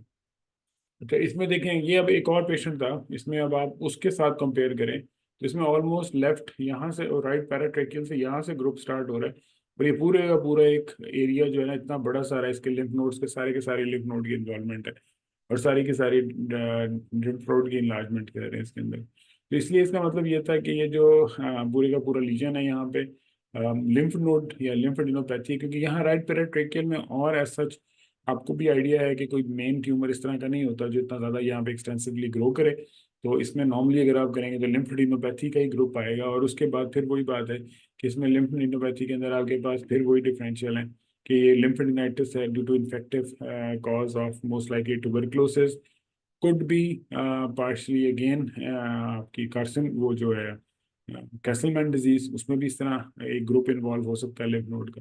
लेकिन ये एक्सटेंसिव ऊपर से नीचे है। और थर्ड इसमें जो है लिम्फोमा भी इंपॉर्टेंट है, क्योंकि इस तरह का ग्रुप जो है वो लिम्फोमा में भी इन्वॉल्व हो जाता है। तो इसलिए इसके अंदर आपने ये याद रखना है कि ये लिम्फेडिनोपैथी है। आगे फिर लिम्फेडिनोपैथी का वर्क जो है वो आ जाता है। अच्छा जी, क्वेश्चन ये है कि how can we differentiate bronchial atresia? Bronchial atresia जो होता है ना, वो नॉर्मली आपको एक्सरे देते हैं, और उसके एक्सरे के साथ जो आपका ब्रोंकस होता है उसके फिर साथ आपको पता है कि एक हाइपो या ल्यूसेंट एरियाज बने हुए होते हैं। और फिर दूसरा ये है कि जो ब्रोंकियल एट्रीजिया होते हैं नॉर्मली वो कंजेनिटल होते हैं ना, वो सेकेंडरी नहीं होते। और तीसरा ये है कि ब्रोंकियल एट्रीजिया के साथ इस तरह की इन्हांसमेंट कभी नहीं आएगी, क्योंकि वो कोई लीजन पड़ा हुआ है तो वो इन्हांसमेंट दे रहा है ना। अगर वो सिर्फ ब्रोंकियल एट्रीजिया होता है तो वो फिर नहीं आ सकता था उसमें। अगर इन्हांस कर जाए फिर आपने डिफरेंशियल में नहीं देना उसको ना। हाँ, अगर आपको वो मिल रहा है मतलब एक लोबुलेटेड सा एरिया और उसके साथ एक ल्यूसेंसी का एरिया आ रहा है, तो फिर आप ब्रोंकियोलेट्रीजिया जरूर दे सकते हैं। अच्छा जी, उससे अगला जो पेशेंट था आपका वो ये था। हाँ, ये अच्छा कि पेशेंट था कि इसमें आपको एक बहुत बड़ा लीजन नज़र आ रहा है जो यहाँ पे राइट नीचे तक आया हुआ है। और ये मैं आपको इस तरह बता दूं कि ये केस इस तरह का इनके पास भी है और वो लगाते भी हैं। और इसमें आपने याद रखना है कि अगर आपको इस तरह का लीजन नजर आए, ये है इनके पास, मैं इसलिए आपको बता रहा हूँ। तो इसलिए ये होता है, ये इंट्राथोरेसिक गॉइटर का टिपिकली एक पेशेंट दिखाते हैं इस तरह का, जिसमें ये ऊपर से गॉइटर आगे नीचे राइट साइड पे पहुंचा होता है। और इसकी कंफर्मेशन के लिए उन्होंने आपको यहाँ पे ये थायराइड स्कैन भी दिया हुआ है कि जो यहाँ से आके ये जो नीचे पूरे का पूरा एरिया है, ये आपका सारा नेक से बहुत नीचे आके इसमें वो हो रहा है। और यहाँ पे भी अगर मैं आपको दिखाऊं तो ये इसका थायराइड है, और ये थायराइड नीचे जा रहा है, और ये जहाँ पे हार्ट की जगह है वहाँ पे आके ये दोबारा सारा अपटेक कर रहा है। तो ये जो इंट्राथोरेसिक थायराइड है, ये याद कर लें अच्छी तरह कि अगर आपको का हार्ट के साथ राइट साइड पे इस तरह बड़ा सारा एरिया नजर आ रहा है जो आपको पूरा नेक तक जाता ट्रेस होता नजर आ रहा है, तो ये इंट्राथोरेसिक थायराइड जो है या इंट्राथोरेसिक गॉइटर जो है, ये भी इसके डिफरेंशियल में बहुत हाईली लाइकली है। ठीक है, और ये भी केस जो है आप लोगों ने एक डॉक्टर हिना ने ठीक लिखा है, डॉक्टर जारा ने ठीक लिखा है, और लेकिन उन्होंने उसने लिखा रिस्ट्रिक्टोस्टेरॉल एक्सटेंशन डॉक्टर नुमरा ने लिखा है, वो भी ठीक है। हैमोमा ठीक नहीं है, उन्होंने आपको ये दिया हुआ है थायराइड स्कैन इतना अच्छा, ये थायराइड भी नजर आ रहा है और ये पीछे नीचे सारा के सारा ट्यूमर वो जो लीजन है वो भी नजर आ रहा है। इसमें ये पेरिकार्डियल सिस्ट नहीं है, पेरिकार्डियल सिस्ट के साथ अगर ये किसी तरह एक्सप्लेन नहीं होता है इसमें, जो इसका ये लार्ज अपटेक आ रही है इसके अंदर। अच्छा जी, इसमें अब आपके पास था कि जो यानी कि मैं प्रैक्टिस के आपको दिखाया तो यहाँ पे काफ़ी बड़ा सारा ट्यूमर पड़ा हुआ था, जो ये ट्रेकिया के राउंड सारे का सारा जा रहा था, और इसने इस एरिया को बल्क को इन्वॉल्व किया हुआ था। और उसकी थोड़ी सी एक्सटेंशन जो थी वो लेफ्ट मेन स्टेम ब्रोंकस जहाँ से स्टार्ट हो रहा है यहाँ से अगर आप देखें, तो ये उसके अंदर भी जा रहा था। तो ये बेसिकली जो इसके ट्रेकिया के ट्यूमर्स हैं इनको आपने याद रखना है। और इसमें से जो इस तरीके का लीजन नज़र आता है आपको, प्रॉक्सिमल लेफ्ट मेन ब्रोंकस और thickening of the tracheal wall, तो इसमें आपने याद रखना है कि ये जो है वो एडिनोसिस्टिक कार्सिनोमा ऑफ द ट्रेकिया है, क्योंकि कई बार ये ट्रेकियल कार्सिनोमास भी दिखाते हैं। और अगर आप इसको भी देखेंगे तो इसमें भी आपको थोड़े बहुत इसका आइडिया हो रहा था कि ये ट्यूमर है। अगर इसमें मैं आपको एक्सरे में दिखाऊं तो ये यहाँ पे पूरे का पूरा एक लीजन पड़ा हुआ है कि यहाँ से ट्रेकिया नॉर्मली आके बराबर डिवाइड होती है, लेकिन ये जो लीजन है ये यहाँ से नीचे आ रहा है और ये पूरे का पूरा इसने कैप्चर किया हुआ है। तो ये इसका मतलब ये है कि ये जो है वो ये पूरे का पूरा यहाँ पे ट्यूमर अवेलेबल है, तो इसमें इस ट्यूबर को आपने इसमें देखना है। हाँ, ये एक्सरे में बता रहा हूँ इसलिए आपको, अगर आप इसमें एक्सरे में देखेंगे, मैं आपको इसको भी बड़ा करके दिखाऊँ, यहाँ पे ये आपको पूरे का पूरा ये आपकी जो है वो जा रही है ट्रेकिया, और यहाँ से ट्रेकिया इंडेंट हुई और ये पूरे का पूरा एक इन्फिल्ट्रेटिव या एक लीजन है जिसने ट्रेकिया को आउटलाइन पे किया हुआ है। और अब मेरा मशवरा इसमें ये होता है कि जो चेस्ट के आपके पास टोटल टॉक्स में 3 से 5 6 एक्सरे जितने आएंगे, जितने भी एक्सरे नजर आए, चाहे आपको सारा कुछ नॉर्मल लग रहा हो या आपको पैथोलॉजी मिल गई, ट्रेकिया को जरूर देखें। क्योंकि ट्रेकिया को जो है ना, हम लोगों की टेंडेंसी है कि हम सिर्फ अपर ट्रेकिया को देखते हैं, हम नीचे से ला के उसको बाइफरकेट नहीं करते हैं। तो आपने जब ट्रेकिया देखनी है तो आप कोशिश करें कि पहले ट्रेकिया स्टार्ट करें और राइट साइड पे ले जाएं, उसके बाद फिर ट्रेकिया स्टार्ट करें और फिर लेफ्ट साइड पे ले जाएं। ये सिर्फ हार्डली 1 सेकंड का भी नहीं लगता आपको टाइम, लेकिन आपकी trachea rule in rule out हो जाती है।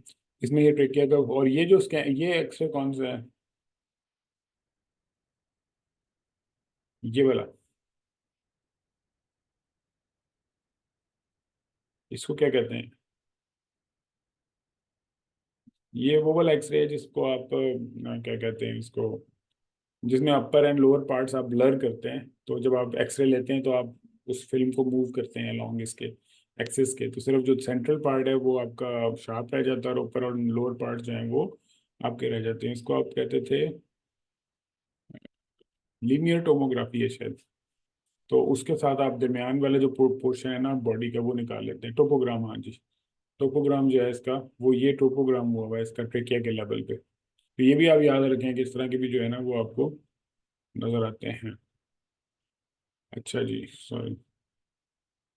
उसके बाद अगला केस जो था वो हमारा, हाँ ये एक अच्छा केस था और इसको मैं जरूर चाहूंगा कि आप अच्छी तरह देखें कि कई दफा आपको ना इस तरह पूरी की पूरी टॉर्चोस एरिया पेरिफेरी तक जाते नजर आ रहे होते हैं और वो कई सारे होते हैं। तो अगर आपको इस तरह का नजर आए ना ट्रेक किया जाता है और उसके बाद फिर अगर आप इसमें ये देखें तो इसमें उन्होंने हालांकि इसमें इंजेक्ट जब किया है तो ये आपको मल्टीपल लोबुलेटेड एरियाज नजर आ रहे हैं जो जा भी रहे हैं और आ भी रहे हैं। इसका मतलब ये है कि इस तरह का पेशेंट ये वो है जिसमें आपको एवीएम्स ज़्यादा मिलते हैं, यानी कि आर्टीरियो वीनस मालफॉर्मेशन का पेशेंट होता है। और इसमें जो जिस तरह ये भी है मल्टीपल से, तो इसके अंदर फिर जो है ऑस्लर वेबर रेंडो जो है हेरिडिटरी हेमरेजिक टेलेंजिटीज है, तो ये इसकी पॉसिबिलिटी बहुत ज़्यादा हो जाती है। तो इसमें अगर आपको इस तरह के मल्टीपल लोबुलेटेड एरियाज मिले तो एक तो आपने मल्टीपल एवीएम्स कहना है, आर्टीरियोवेनस मैलफॉर्मेशन के एरियाज, और सेकंड जिसके साथ वर्ड यूज़ करना है वो ये है कि ये हाईली एसोसिएटेड है ऑस्लर वेबर रेंडो सिंड्रोम के साथ, जिसकी वजह से ये सारे के सारे बद। और उसके बाद फिर इसमें और क्या खास बात थी, हाँ अच्छा आप लोगों को देखते हैं इसमें क्या लिखा हुआ है आप लोगों ने। अब इसमें देखें काफ़ी, हाँ एक ये डॉक्टर अब्दुल्ला ने लिखा है बिल्कुल ऑस्ट्रल वेबरेंडो, बिल्कुल सही है। इंट्राओरबुलर पल्मोनरी सिक्वेस्ट्रेशन ऐसे कभी भी नहीं होती, उसमें आपको इतने बड़े बड़े डायलेटेड वेस्कुलर चैनल्स नहीं मिलते। उसके बाद फिर हेरिडिटरी हेमरेजिक टेलेंजिक्टेसिया, वेरी गुड, वो भी ठीक है, एक ही बात है, कोई फर्क नहीं है। उसके बाद वेगनस नहीं है, वेगनस में भी आपको पता है कि मल्टीपल ग्रैनुलोमेटस लीजन्स हैं। उसके बाद एवी पल्मोनरी एवीएम ठीक है, सिर्फ एवीएम नहीं, आपने सिर्फ एवीएम नहीं लिखना, multiple pulmonary AVMs which could be in keeping with possibility of ये hereditary hemorrhagic telangiectasia। तो इसलिए ये आपने ये पूरे का पूरा लिखना था इसमें, और ये वही है कि ऑस्लो वेबर एंडो का पेशेंट था और उस हिसाब से चल रहा था। ये जो है पेशेंट, इसमें आपको फिर मैं दिखाता हूँ कि इसमें मल्टीपल, ये सिर्फ आप लोगों को इसलिए दिखाने के लिए कि ये मिलिट्री पैटर्न से ज़्यादा ना नोडुलर पैटर्न है, मतलब बहुत मिलिट्री नहीं है ये, लेकिन आपको ना इनन्यूमरेबल नोड्यूल्स नज़र आ रहे हैं। तो इसमें आपने सच कोई बहुत एग्जैक्ट डायग्नोसिस मतलब कई बार नहीं भी देख सकते आप, मतलब ये नहीं हो सकता कि आप एग्जैक्ट पहुंच जाए। लेकिन ये है कि इल डिफाइंड नोड्यूल्स हैं जो कि ऊपर से लोअर तक आ रहे हैं और 5-10 मिलीमीटर्स की साइजेस हैं उनके। तो और कहीं कहीं आके वो कन्फ्लुएंट हुए हुए हैं, जिस तरह ये पूरे का पूरा एरिया यहाँ पे सारे कन्फ्लुएंट है, यहाँ पे कन्फ्लुएंट है। तो ये बेसिकली तो इन्होंने दिया हुआ वेरिसेला नमोनिया, लेकिन इसके अलावा अगर आपने मेटास्टेसिस दिया है और इवन इसके अंदर अगर आपने टीबी भी दिया हुआ है, स्टिल इट्स फाइन, मतलब ठीक है, मतलब इस पे आप आगे फिर लड़ सकते हैं उनके साथ। यानी कि ये डिफरेंशियल इसमें ज़्यादा है कि मेटास्टेसिस और टीबी। और फिर अगर इसमें लेकिन वेरिसेला नमूनिया था तो इसका मतलब ये है कि आप इस डिफरेंशियल को भी डाल सकते हैं। तो जिन्होंने मिलिट्री टीबी या टीबी लिखा है स्पाइन ठीक है, कोई मसला नहीं, उसमें नोड्यूल्स भी इसी तरह के स्कैटर्ड रैंडम होते हैं और मेटास्टैटिक वाले भी ठीक है। और तो इसका मतलब ये है कि मेजोरिटी लोग जो हैं उन्होंने मिलिट्री टीबी लिखा है तो दे आर फाइन। लेकिन जो नहीं लिखा वो वेरिसेला नमूनिया नहीं लिखा, तो इसलिए ये याद रख लें कि वेरिसेला नमूनिया भी जो है वो इसमें आप इसके डिफरेंशियल में डालना शुरू करें इस तरह के अगर मल्टीपल नोड्यूल्स आ रहे हैं अंदर। अच्छा ये एक थिन सिस्टिक एरिया था, ये आप लोगों को इसलिए दिखाने के लिए था कि अगर आपको इस तरह का एक small well defined cystic lesion नजर आए तो उसकी जो बाकी सारी डिफरेंशियल्स हैं उसकी एक डिफरेंशियल में फंगल इन्फेक्शन भी जो है वो उसके एक डिफरेंशियल में हो सकती है, और कॉक्सीडोमाइकोसिस इस तरह करती है। लेकिन अगर आपने जो बाकी कोई फंगल इन्फेक्शन लिखी हुई है तो स्टिल वो भी ठीक है। टीबी में नॉर्मली इतना वेल डिफाइंड वॉल, इतनी प्यारी वो जो है यानी कि इतनी खूबसूरत सी जो कैविटी नहीं होती, वो थोड़ी इरेगुलर होती है और साथ उसके आपको क्या मिल रहा होता है, फाइब्रोसिस मिल रहा होता है, क्योंकि अगर आपकी वो कैविटी फॉर्मेशन हुई है तो secondary to any cavity pre existing fibrosis होती है कि जो कि फिर बाद में कैविटेशन कर जाती है। और एक्सरे ये देखें मैं दिखाता हूँ, ये पढ़िए यहाँ पे ना, यहाँ पे ये जो ये कैविटी है वो यहाँ पे एक्सरे में यहाँ पड़ी हुई है ये। तो आप इसको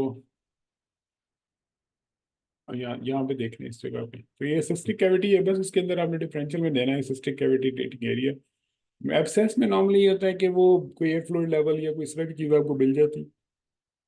कैविटी मैट्स लेस लाइकली है कि कैविटी मैट्स के अंदर जो वॉल होती है वो इतनी वेल डिफाइंड नहीं होती। अच्छा जी, उसके बाद अगला जो था पेशेंट आपका है 16 नंबर। हाँ ये फिर एक अच्छा केस था कि इसमें मल्टीपल नोड्यूल्स थे, और a patient with multi system disease including inflammatory arthritis. तो इससे फिर आपको काफ़ी सारा फायदा मिल जाना था अगर आपको हिस्ट्री होती, लेकिन अगर हिस्ट्री नहीं है तो हम फिर भी देखते हैं डिफरेंशियल क्या है। इसमें मल्टीपल जो है वो लार्ज नोड्यूल्स पड़े हैं दोनों लंग्स में, with more predominance along the mid and basal region rather than upper. तो इसका मतलब ये है कि मिड एंड लोअर का जो डिफरेंशियल्स है उसमें फिर आपके पास इन्होंने यही दिया है कि अगर इस तरह के नोड्यूल्स आपको मिल रहे हैं तो इसमें इवन की एवीएम भी हो सकते हैं, मेटास्टेसिस हो सकता है, उसके बाद बैगनस डेनोमिटोसिस हो सकता है, और रिमेटॉइड आर्थराइटिस भी हो सकता है। क्योंकि रिमेटॉइड आर्थराइटिस के रिमेटिक नोड्यूल्स होते हैं वो भी इस तरह के मल्टीपल नोड्यूल्स बेसल रीजन के साथ प्रेजेंट करते हैं। तो अब हमने देखना है कि किसने देखा न्यूरोफाइब्रोमेटोसिस, लिखा है कुछ ने, लेकिन जो न्यूरोफाइब्रोमेटोसिस है उसके अगेंस्ट क्या चीज़ उसके अगेंस्ट है, वो ये है कि किसी में भी ये जो दोनों एपी और लेटरल में ये स्किन पे प्रोजेक्ट नहीं हुए। अगर ये जिस तरह ये लेटरल होता है ना, तो इसमें हमें ये अगर स्किन पे नजर आ जाते हैं ना किसी भी साइड पे, तो फिर तो हम इसको न्यूरोफाइब्रोमास में ले जाते हैं। लेकिन इसमें तो दोनों में ये लंग फील्ड में ही प्रोजेक्ट हो रहे हैं ना। तो इसका मतलब ये है कि इसमें हमें ये जो पहले डिफरेंशियल है वो हमारा इसमें इंट्रा पल्मोनरी नोड्यूल्स का है। स्किन नोड्यूल्स का बाद में आएगा, अगर स्किन के ऊपर प्रोजेक्टेड होते हैं यहाँ पे तो फिर आ सकता था, ठीक है। उसके बाद मेटास्टेसिस था, उसके बाद जो है वो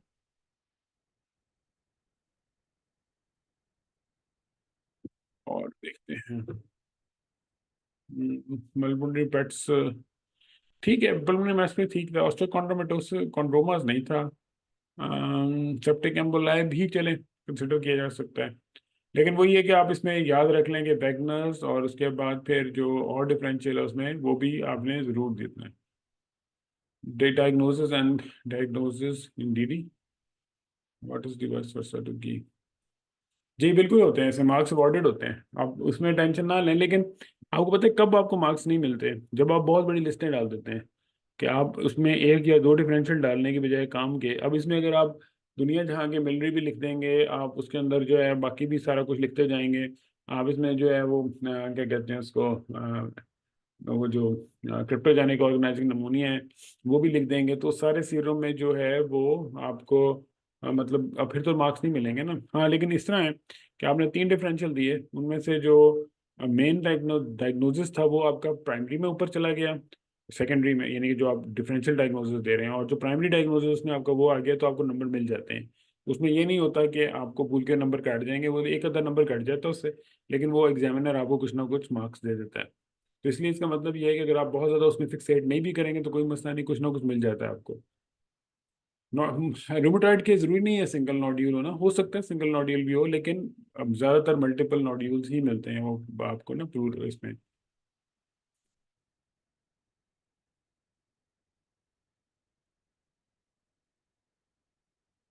ये फिर एक जो है वो नोड्यूल का केस था जिसमें एक नोड्यूल आपको यहाँ मिल रहा था, इसके अंदर कैल्सिफिकेशन भी थी।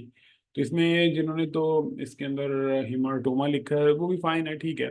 लेकिन क्योंकि इसमें कई तो आपको फैट इतना अच्छा नजर नहीं आ रहा, तो कैल्सिफिकेशन की बेस पे आप इसको हिमाटोमा कह देते हैं। लेकिन इसके अंदर जो है वो एमाइलोइडोसिस भी आपको मैंने दिखाना था, वो इसी तरह का होता है कि एमाइलोइडोटिक नोड्यूल जो है वो भी इसी तरह प्रेजेंट करता है। लेकिन अगर इस तरह का नजर आ गया आपको, आप इवन की ग्रेनुलोमा लिख दें तब भी ठीक है। कि जो उसके बाद फिर आपके पास जो अदर पॉसिबिलिटी थी वो इसके अंदर हिमार्टोमा की थी, वो हिमार्टोमा वो भी परमानेंट हिमार्टोमा लिख दे तब भी ठीक था। और उसके अलावा बाकी हेमोलाइडोसिस का तो ये पेशेंट वैसे ही था। अच्छा जी, उसके बाद जो है फिर इसमें आप लोगों ने सारों ने तकरीबन वो लिख दिया, कुछ ने एसपीएन लिख दिया है, और कैल्सिफिकेशन इसमें छोटी सी पड़ी हुई थी। अच्छा, सीए इतना अपफ्रंट नहीं कॉल करना है इसको ना, लेकिन आप अगर इसको soft tissue nodule with no spiculated margin, और उसके साथ आप इसको देखते हैं ना कि अगर आप इस वो देखें, ये जो है इमेज, तो इसमें आपको कोई इतनी को स्पेकुलेशन नजर नहीं आ रही इसके मार्जिन्स की। तो ये कितने मतलब क्लियर कट मार्जिन हैं इसके। और उसके बाद यहाँ पे अगर आप देखें तो आपको इसके अंदर यहाँ पे कैल्सिफिकेशन भी नजर आ रही थी, जो कि पॉपकॉर्न टाइप कैल्सिफिकेशन थी, जो कि कैंसर के अगेंस्ट होती है। उसमें फिर आपको सीए के अंदर इतनी डेंस इस तरह की कैल्सिफिकेशन नजर नहीं आती। तो इसलिए इसमें, और जबकि इवन कि उन्होंने इसकी बाइप्सी भी की हुई है, यहाँ से आप देख रहे होंगे बाइप्सी गन के साथ वो आ रहा है। लेकिन ये जो था ना, मोलाइडोसिस का पेशेंट था, तो ये भी आपके डिफरेंशियल को ऐड ऑन करने के लिए बताया गया था कि इस तरह का भी हो सकता है। अच्छा जी, उसके बाद ये स्ट्रेट फॉरवर्ड केस था कि इसमें जो है वो अ, एक सेकंड।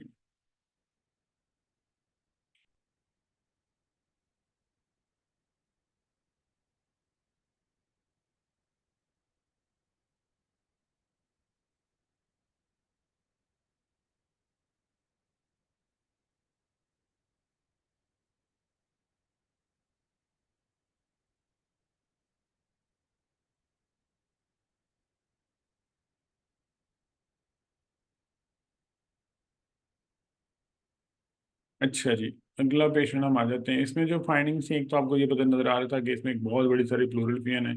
ठीक है, और उसके बाद जो है फिर आपकी जो बाकी ये मीडियस्टाइनम है वो ठीक थी। उसके बाद जो लेफ्ट बेस है उसमें आपका फिर जब आप इसमें आए थे, जो आखिरी वाला था, इसमें आपको ये आइडिया हो रहा था कि यहाँ से जो है वो ड्रेन कर लिया गया है और साथ अभी कलेक्शन यहाँ पे पड़ी हुई है। तो इसका मतलब ये था कि ये मोस्ट लाइकली आपकी जो इन्फेक्टिव कलेक्शन थी, और उसमें एम्पाइमा भी था थोड़ा बहुत, क्योंकि ये देखें तो इसका स्प्लिट प्लूरल साइन आ रहा है, और साथ वो जो यानी कि इसकी थिकनिंग हुई भी है प्लूरा की, जो कि सिंपल प्लूरल एफिजन को रूल आउट करती है। उसका मतलब मोस्ट लाइकली ये एक इन्फेक्टेड प्लूरल एफिजन थी, जो कि इतनी बड़ी इतनी लार्ज थी, with no significant involvement of adjacent lung parenchyma except थोड़ा सा था। उसके अलावा इसमें क्या था कि इसमें थोड़ा सा पेरिकार्डियल मिनिमल प्लूरल एफिजन भी, यानी मिनिमल पेरिकार्डियल एफिजन भी नजर आ रही थी आपको। ठीक है, तो इसका मतलब ये था कि ये इन्फेक्टेड कलेक्शन थी, कलेक्शन। और फिर अगर इन्फेक्टेड कलेक्शन होगी तो फिर आपके फिर डिफरेंशियल का वर्कअप वही करना है कि पोस्ट निमोनिया हो सकता है, और उसके बाद जो है फिर ट्यूबरकुलोसिस की जो है फ्यूजन पाकिस्तान के अंदर भी बड़ी कॉमन है, कि जिसमें जो है वो लंग आपको क्लियर नजर आ रहा होता है, लेकिन जो आपकी एरिया है उसमें एम्पाइमा डेवलप हो जाता है, और फिर एम्पाइमा वहाँ पे पड़ा रहता है हर कफ बहुत अरसे तक।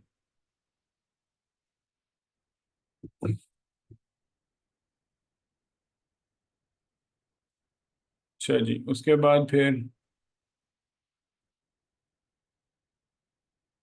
जी बिल्कुल कह सकते हैं आप टीबी, अगर ये कलेक्शन थी भी टीबी की ना आगे।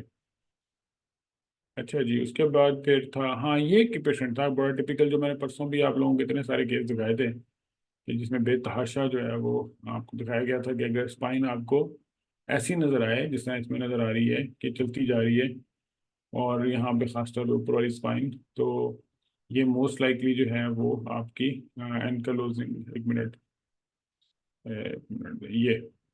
ये वाली स्पाइन थी, ये देखें। अगर आपको इस तरह की स्पाइन नजर आ रही है, जो कि पूरी की पूरी एंटीरियर और पोस्टीरियरली ये जो एएलएल है इस तरह फ्यूज हुआ पड़ा है, और बाहर कोई फ्लोइंग ऑस्टियोफाइट्स नहीं है। और उसके बाद जो एपीस की फिल्म थी उसमें क्या था, उसमें बायलैटरल टिपिकल एपिकल एरियाज में फाइब्रोसिस थी। तो ये जो है टिपिकल एनकालोजिंग स्पॉन्डिलाइटिस का केस होता है, और ये भी आपको जो है बड़ा क्लियरली नजर आता है इसके अंदर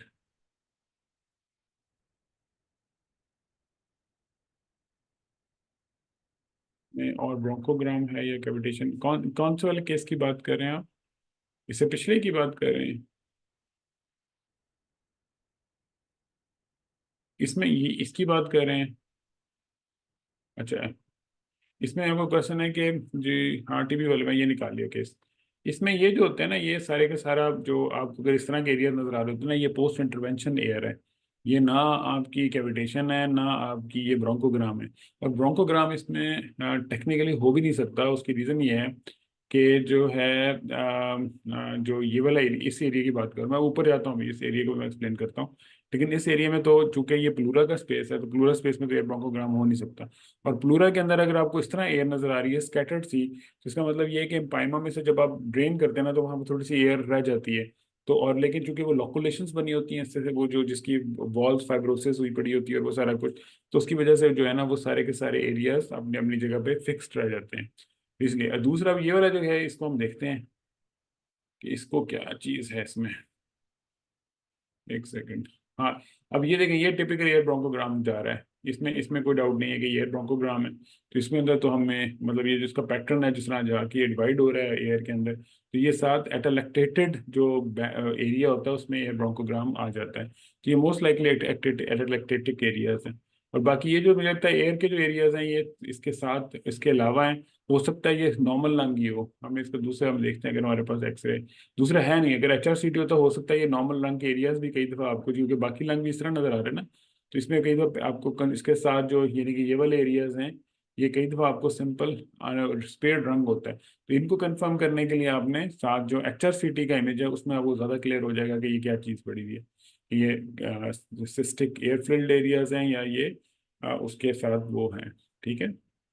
अच्छा खैर, अब हम आगे चलते हैं।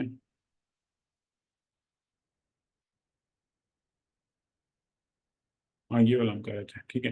अच्छा, इसमें तो बड़ा टिपिकल जो था ना एक एनकालोजिंग स्पॉन्डिलाइटिस का केस था। और इसमें आप लोगों का मैं देखता हूँ कि अब इसमें देखें, अब इसमें पेक्टस एक्सकवेटम दिया हुआ है। तो पेक्टस एक्सकवेटम की बजाय तो ये देखें ना आप, इससे स्पाइन देखें सारी, और उसके बाद ये दोनों साइडों के जो है इतने बड़े बड़े फाइब्रोसिस हैं, तो ये तो दोनों एनकालोजिंग स्पॉन्डिलाइटिस की तरफ ज़्यादा फेवर कर रहा है। और मैसिव पल्मोनरी फाइब्रोसिस सिर्फ हम इसमें इसलिए नहीं कह सकते क्योंकि इसकी जो ये है क्या कहते हैं स्पाइन, तो ये बड़ी टिपिकल जो है ना एनकालोजिंग स्पॉन्डिलाइटिस की है। एनकालोजिंग स्पॉन्डिलाइटिस, बायलैटरल एपिकल फाइब्रोसिस, तो ये सारे का सारा उसका टिपिकल। कनेक्टिव टिश्यू डिसऑर्डर इसमें नहीं देना था, इसमें एनकालोजिंग स्पॉन्डिलाइटिस था। और बाकी भी सारे देख लें इसमें, ठीक है। ये दोनों साइडों पे फाइब्रोसिस है और दोनों साइडों पे जो स्पाइन है उसकी सारी फ्यूजन हुई पड़ी है। तो ये आपकी एक टिपिकल एनकालोजिंग स्पॉन्डिलाइटिस की जो है पेशेंट की तस्वीर थी।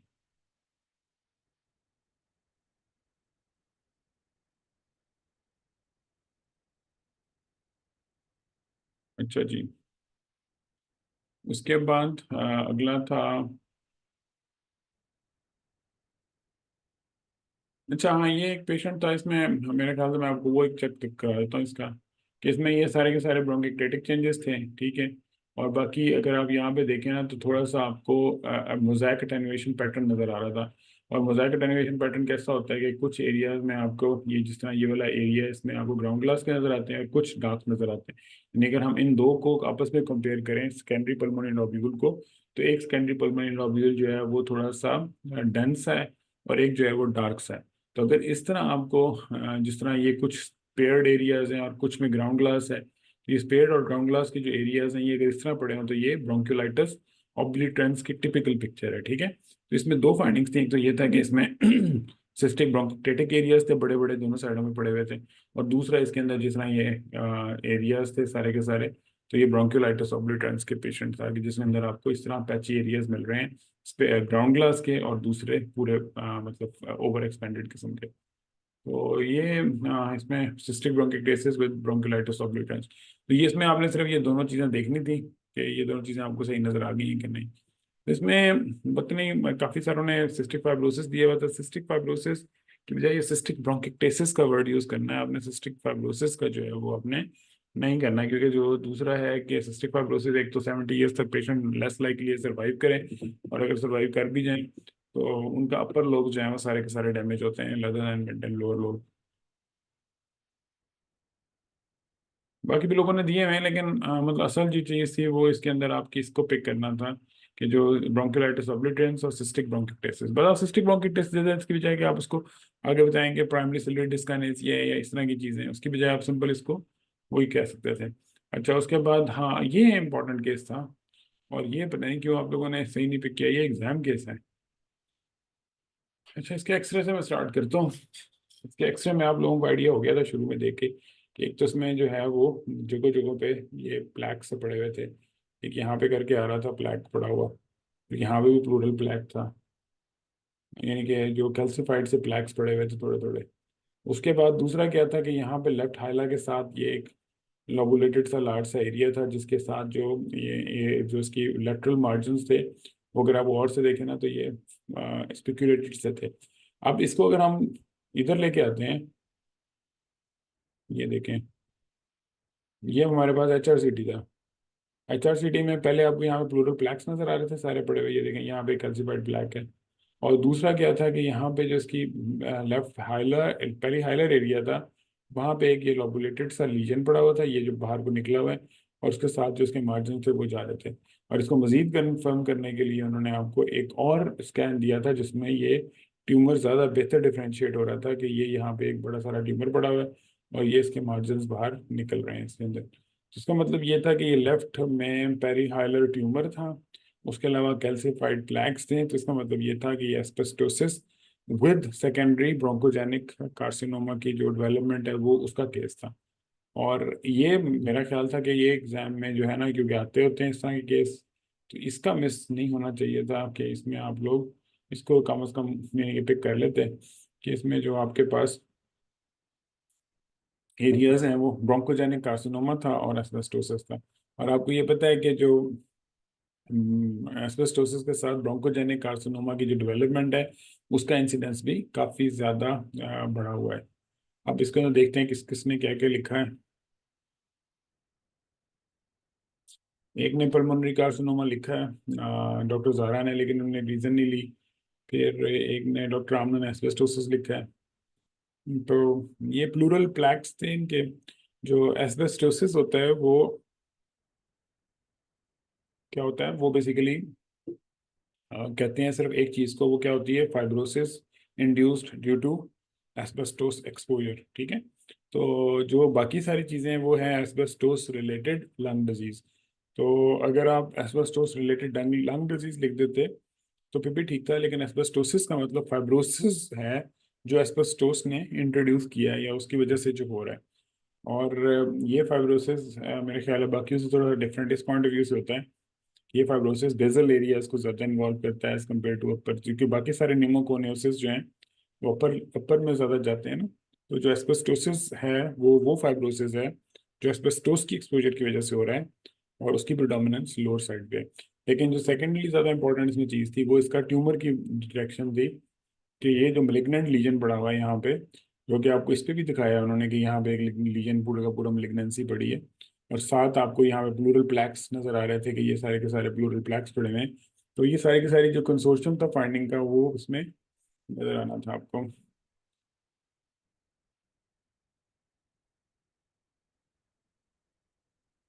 इसमें जो आपके प्लैक्स होते हैं ना, प्लूरल प्लैक्स जो एक चेस्ट एक्सरे में होते हैं, वो आपको इस तरह के छोटे छोटे लीनियर से बैंड से नजर आते हैं। और वैसे तो अगर ज़्यादा डेंस हो तो फिर तो बहुत ही अच्छी बात है, लेकिन आपको नॉर्मली इसी के साथ प्लूरा के साथ साथ नजर आता है। इसमें आपको यहाँ पे एक एरिया पूरा नजर आ रहा था कि कैल्सिफाइड हुआ हुआ है। और उसके बाद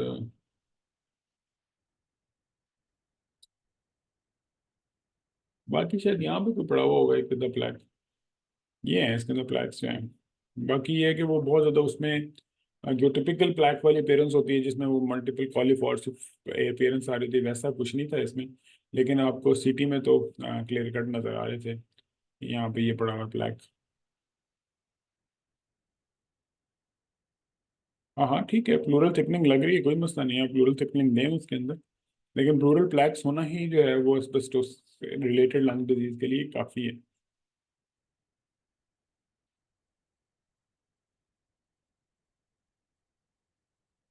एक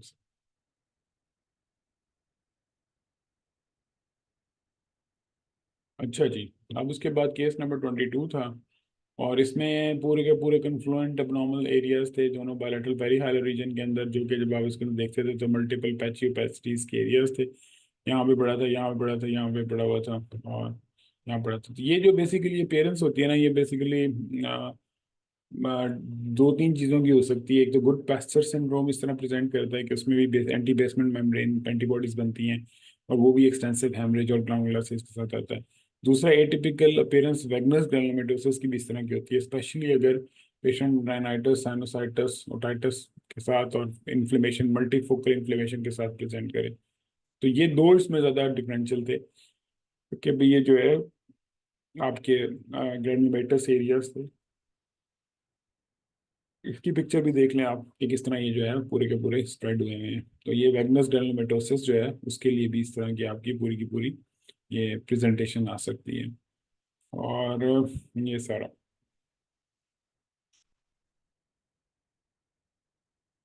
एल्वेओलर प्रोटीनोसिस हो सकती है, उसको डिफरेंशियल में डाला जा सकता है। लेकिन मेरा ख्याल है कि उसको थोड़ा सा लेस लाइकली पे रखें, अनलेस कि वो कन्फ्लुएंट टिपिकल एरियाज आ जाएं। और जो सब प्लूरल स्पेयरिंग होती है उसमें जो ये वाला प्लूरा है ना, इससे वो एक लाइन छोड़ता है, इसमें ये प्लूरा को टच कर गया था ऑलमोस्ट, तो इसलिए फिर इसमें एल्वेओलर प्रोटीनोसिस जो है वो थोड़ा सा लेस लाइकली होता है, क्योंकि एल्वेओलर प्रोटीनोसिस में सब प्लूरल एक लाइन ऑफ क्लियरिंग होती है, वो लगा पड़ी हुई होती है। अच्छा, ये टिपिकल एक मतलब आसान केस था जो कि यहाँ पे कंसोलिडेशन का एरिया पड़ा था, लंग एब्सेस था, एयर फ्लो लेवल था इसके अंदर। और इसको देखते हैं आप लोगों ने क्या दिए हैं। नहीं सॉरी, कहाँ गया? हाँ ये वाला पल्मोनरी मैस। देखिए इसमें इसमें ऐसे पेशेंट के अंदर कोई गुंजाइश नहीं है, क्योंकि इसमें क्या चीज़ फाइंडिंग आपको टिपिकल है, ये एयर फ्लो लेवल पड़ा हुआ है, ये देखें। जब अगर आपको एक कैविटी के अंदर एयर फ्लो लेवल नजर आ गया ना, तो सबसे पहले एब्सेस, ठीक है, इस लंग के अंदर बात कर रहा हूँ, ठीक है। अगर लंग के अंदर कोई कैविटी है और कैविटी के अंदर एयर फ्लो लेवल है ना, बस एब्सेस पहले नंबर पे। उसके बाद फिर आगे जो मर्जी कहानी सुनाते रहे, उससे कोई फर्क नहीं पड़ेगा, लेकिन जो पहले नंबर पे आपका डिफरेंशियल हमेशा आएगा, उसमें आपने सबसे पहले नंबर पे इसके अंदर एब्सेस को डालना है। और ये पेशेंट भी वही था कि कैविटेटिंग एब्सेस तो आपकी आ सकती थी, और लंग एब्सेस दी है, डॉक्टर मुदस्सिर ने दी है, डॉक्टर अब्दुल्ला ने दी है, फिर डॉक्टर जवेरिया ने दी है, फाकिया ने दी है, और ज़ारा नसरुल्लाह ने भी दी है। और फिर एविडेटिंग लीजन नहीं मानेंगे हम, इसमें एब्सेस देना जरूरी था, क्योंकि एयर फ्लो लेवल था, डॉक्टर आमना ने भी दी है, तो इसलिए जो है इसमें आपका टिपिकल यानी कि एक लीजन था, लोबुलेटेड सा था, इल डिफाइंड मार्जिन थे विद एयर फ्लो लेवल। जो एयर फ्लो लेवल था वो इसका कैच था, और अगर आपने एयर फ्लो लेवल पिक कर लिया तो फिर आपने इसको डेफिनेटली एब्सेस बनाना था। अच्छा जी, उसके बाद फिर ये एक था वही जो क्या कहते हैं उसको, ये अब आप देखें इसमें जो मैं आपको उस वक्त ही बात कर रहा था ना कि एट्रीजिया और म्यूकस, अगर म्यूकॉइड इंफेक्शन विद ब्रोंकोसील फॉर्मेशन जो होती है, उसमें ये देखें आप, इसमें क्या हो रहा है, ये जो एक एरिया आ रहा है ना इसके साथ, जहाँ पे वो म्यूकॉइड की इंफेक्शन भी हुई है या वहाँ पे एट्रिटिक वो है, तो उसके साथ फिर आपको पेरिफेरी में इसके साथ जो एरिया है वो थोड़ा सा ज़्यादा हाइपोडेंस मिलेगा, यानी कि ज़्यादा ल्यूसेंट होगा as compared to normal lung के। तो ये भी इसका एक फीचर है कि ये जो है ब्रोंकोसील फॉर्मेशन में भी इसी तरह का पिक्चर आता है, और इवन के जो आपका क्या कहते हैं इसको, ये एट्रीजिया के पेशेंट होते हैं, इसमें भी उसके साथ छोटा, इसमें तो बहुत बड़ा है ना, उसमें थोड़ा छोटा सा एक आपको उसके साथ एक हाइपोडेंस इस तरह का एरिया नजर आ रहा होता है। तो इसमें म्यूकॉइड इंफेक्शन विद ब्रोंकोसील है इसकी, लेकिन जो ल्यूसेंसी है इसकी सराउंडिंग लोबुलेटेड मास विद सराउंडिंग ल्यूसेंसी, ये बड़ी टिपिकल एक इंडिकेट करती है कि ये म्यूकॉइड इंफेक्शन विद ब्रोंकोसील फॉर्मेशन, और दरमियान में सेंटर में ये आपको जो सारे का सारा एरिया नजर आ रहा है, ये सारा ब्रोंकोसील फॉर्मेशन हुई भी है। तो इसलिए आपने इसको जो है वो इस तरीके से ये सारी एयर ट्रैपिंग को याद रखना है, और ये भी पेशेंट जो है वो इम्पोर्टेंट होता है इसके अंदर एग्जाम में। और उसके बाद ये हमारा आज का आखिरी पेशेंट है, हाँ ये एल्वियोलर प्रोटीनोसिस देखें, इसका अब हम एक मिनट सीटी निकालते हैं। इसमें ये देखें आप के ना, अगर मैं इसको थोड़ा सा बड़ा करूँ ना, तो इसमें आपको ना ये देखें, ये जो सेंट्रल पार्ट है ना उसके साथ ये एक बिल्कुल करीब से ब्लैक लाइन जा रही है जो जो कि यहाँ से जाती है, ठीक है। इसी तरह यहाँ पे देखें ना आप, ये सारे का सारा एरिया आ रहा है, लेकिन इसके साथ एक छोटी सी रिम है ब्लैक लाइन की जो पेरिफेरी से रन करती है। इसमें भी इसी तरह ये देखें, ये थोड़ा थोड़ा ब्लैक ब्लैक ब्लैक कलर से एरिया है, ठीक है। यहाँ पे भी देखें आप, ये थोड़ा सा रिम है ब्लैक से, तो ये जो इधर में भी ये जा रहे हैं, तो इसलिए ये जो आपका है ना एल्वियोलर प्रोटीनोसिस, और इवन के जो आपका पल्मोनरी एडीमा है उसके अंदर भी, क्योंकि ये जो पेरिफेरी वाले एक रिम है ना, इनका जो लिम्फेटिक ड्रेनेज है वो थोड़ा सा एटिपिकल है, वो थोड़ा बाहर को ड्रेन कर लेते हैं और वो जल्दी ड्रेन कर देते हैं। तो इसलिए अगर आपको इस तरह का पैटर्न नजर आ रहा है, तो फिर आपको इसमें लाजमी जो है वो उसमें डालना है इसके डिफरेंशियल में, कि इसमें आपका वो एल्वियोलर प्रोटीनोसिस हो सकता है। और जो दूसरा इसके अंदर है, इसमें कहाँ गया है? हाँ, अच्छा हाँ, ये देखें, तो इसमें आपका जो है वो कौन से पेरेंट्स आप इसमें दे देते हैं इसमें हमेशा, जिस तरह बैटविंग पेरेंट्स होती है ना, कि यहाँ से ओपेसिटी स्टार्ट हो रही है और बाहर पेरिफेरी तक जा रही है, इसी तरह यहाँ जा रही है, और ये पची ओपेसिटीज हैं, या मतलब जिसको एयर स्पेस की ओपेसिटी कहते हैं, जो दोनों साइडों पे पेरी हाइलर हैं और बैड विंग अपीयरेंस दे रही हैं। तो इसमें बाकी भी आपकी सारी की सारी डिफरेंशियल एक्सरे में तो आ जाएंगे, लेकिन इसमें और कौन कौन से डिफरेंशियल आएंगे, पल्मोनरी एडीमा आएगा, इसमें एल्वियोल प्रोटीनोसिस आ सकता है, उसके बाद ब्रोंकियोलर कार्सिनोमा आ सकता है, पल्मोनरी हेमरेज बड़ा सिग्निफिकेंट है इसमें, वो भी आ सकता है। तो ये सारे के सारे जो हैं इन्फेक्टिव निमोनिया आ सकता है। तो ये, और इवन के इसमें जो था, ये जो कोविड जब स्टार्ट में प्रेजेंट होना शुरू हुआ था, इसमें भी आपकी जो एक पेरी हाइलर ओपेसिटीज डेवलप हो जाती थी, तो वो भी आ सकता है। तो इसलिए ये सारे के सारे जो डिफरेंशियल्स हैं ये आप इसमें देंगे। लेकिन अगर आपको फिर आगे वही जिस तरह इसमें थोड़ा सा डिफरेंट पैटर्न है, तो वहाँ भी फिर आपका इसका डिफरेंट बाकी डायग्नोसिस में एल्वियोलर प्रोटीनोसिस भी आ जाता है। हाँ, लिम्फेंजाइटिस कार्सिनोमेटोसिस जो होता है ना, वो कभी भी एयर स्पेस को नहीं इन्वॉल्व करता, क्योंकि लिम्फेटिक्स जो है ना, लिम्फेंजेटिक कार्सिनोमेटोसिस का मतलब ये होता है कि ये रेटिकोनोडुलर पैटर्न होता है। रेटिकोनोडुलर पैटर्न जो होता है वो इंटरस्टिशियम का पैटर्न है, वो एयर स्पेस का पैटर्न नहीं है। इंटरस्टिशियम का मतलब ये है कि जो अगर हम इसको वर्ड से देखें ना, एक मिनट है, मैं आपको बताता हूँ। ये है ना, अब इसमें आप इसको देखें,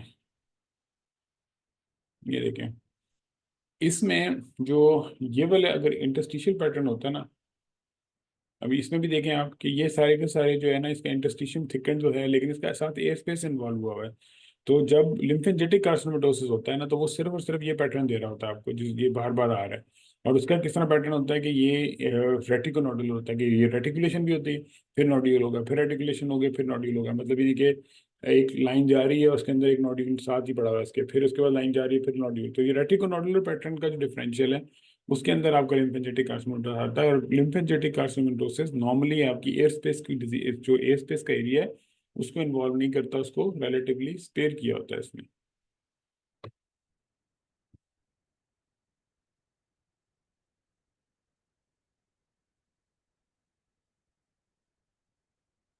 तो इसलिए यहाँ पे जो है हमारा आज की डिस्कशन खत्म होती है। और ये 25 केसेस आपके हो गए हैं। और आज की भी आप लोगों ने चेस्ट में भी आपका जो है वो मतलब थोड़ा सा प्रॉब्लम तो आ रहे हैं, मतलब डिफरेंशियल्स के। और चेस्ट जो है आपको पता है कि जो जोन सा भी आपकी है ना, टॉक्स वगैरह जब स्टार्ट होती है, तो उसमें क्या प्रॉब्लम होता है कि उसमें जो पहले पहले आपके एक्सरेज लगते हैं ना, क्योंकि आपका पहला मॉड्यूल कार्डियोवैस्कुलर है, ठीक है, जो ऑफिशियल है। तो जब आपके टॉक्स बनता है या आपका आईएमएम का टॉक्स बनता है, तो यूजुअली जो पहले केसेस है ना 5, वो नॉर्मली इस सिस्टम में से आ जाते हैं। अब अगर आपका ये सिस्टम सही तैयार है ना, तो आपको वहाँ पे तो जो परफॉर्मेंस मिलनी है सो मिलनी है। आपका मॉरल बूस्टिंग बहुत अच्छी होती है, क्योंकि आपको पहले 5 केसेस आ जाते हैं। अगर आपका ये सिस्टम अच्छा तैयार नहीं है, तो अगर पहले आपको 5 एक्सरे मिल गए, क्योंकि नॉर्मली होता है कि आपके 30 केसेस अगर हैं, तो 30 या 20 केसेस हैं, तो उसके केसेस जो डिवाइड होंगे ना आपके, उसमें यही होता है कि आपका पहले 5, फिर 5 या 4 4 4 इस तरह डिवाइड करते हैं। तो यूजुअली जो आपका कार्डियोवास्कुलर सिस्टम है, चूंकि वो पहले नंबर पे है, तो वो आपके पहले आ सकते हैं, ठीक है। और अगर वो पहले आ गए, और वो होंगे अमूमन 4 5 इकट्ठे ही, तो फिर आपके लिए वो प्रॉब्लम क्रिएट कर देते हैं।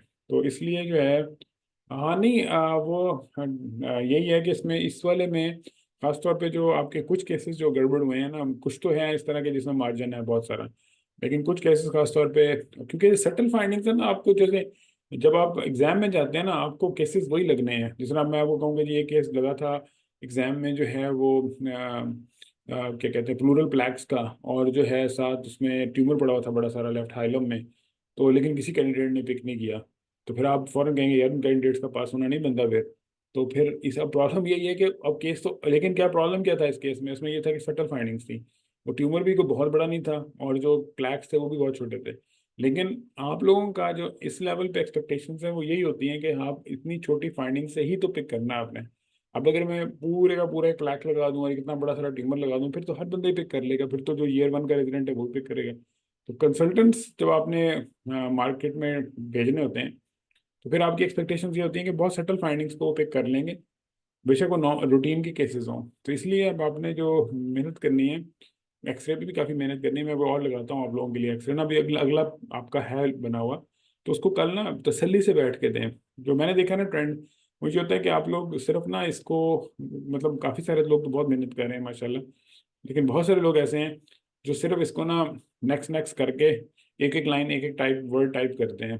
तो उसमें उसमें असल इसकी जो मतलब जो सारा प्रोसेस हम रन कर रहे हैं उसका जो असल ऑब्जेक्टिव है वो ये है कि आप लिखें और फिर आपको हम फीडबैक दें। अगर आप लिखेंगे नहीं ना, तो जो ये वाली डिस्कशन है मतलब जो हम 1 घंटे की 1.5 घंटे की करते हैं, ये वैसे तो अच्छी है लेकिन इससे आपकी लर्निंग उतनी ज़्यादा नहीं है जब तक कि आप उनको अटेम्प्ट ना करें केसेस को। तो हमारा इसलिए टारगेट ये होता है कि पहले आप अटेम्प्ट करें ताकि आप एक दो कमिट करें, उसके बाद आप जब मेरे साथ डिस्कशन करेंगे और आप जो पॉइंट्स अपने जहन में आएंगे कि हमने इसलिए इसको लिए लिखा, तो फिर उसकी लर्निंग बेहतर होगी।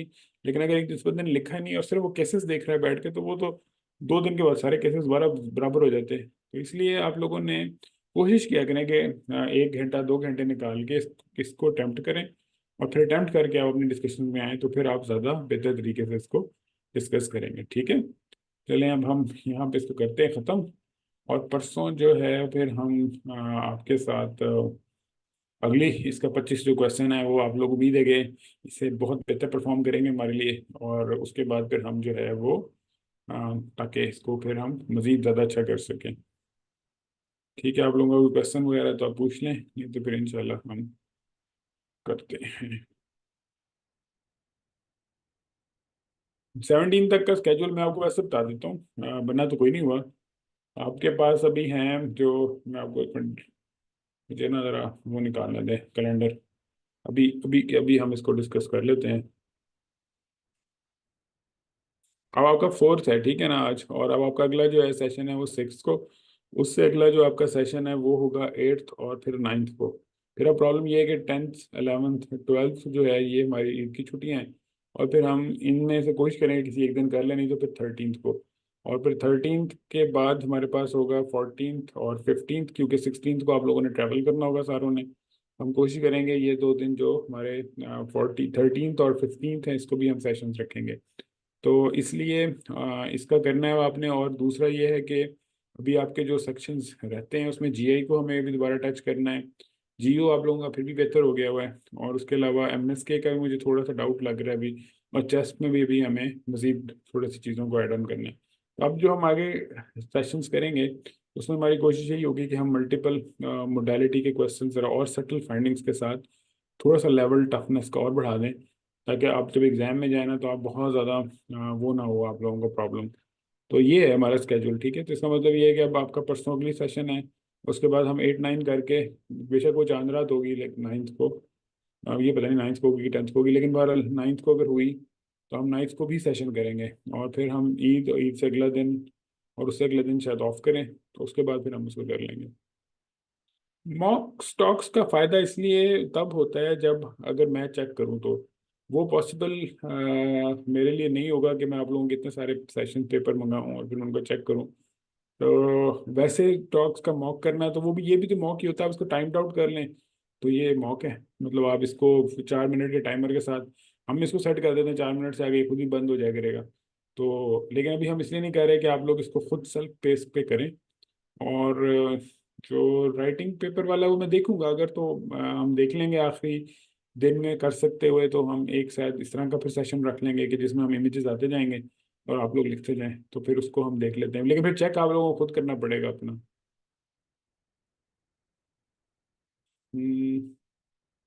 टिपिकल एग्जाम केस कोई नहीं होता।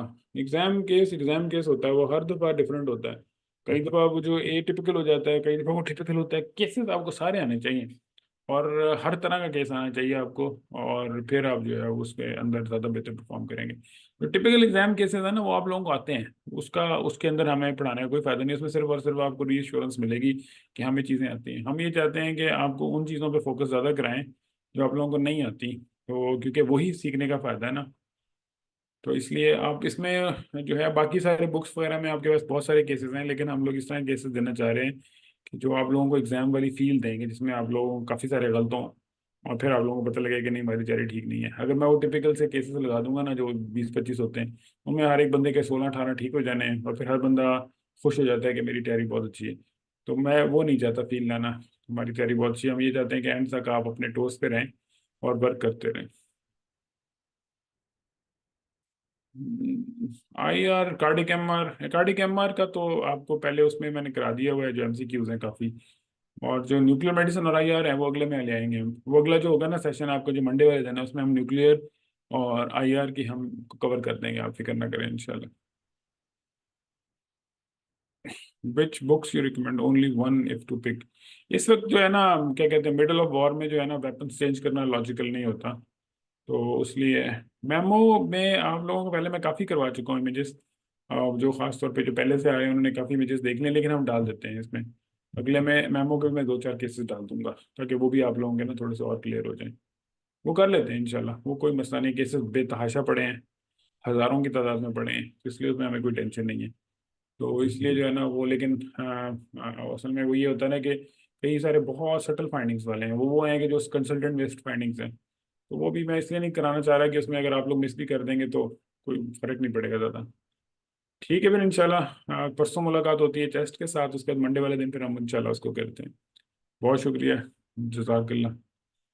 अल्लाह हाफिज़।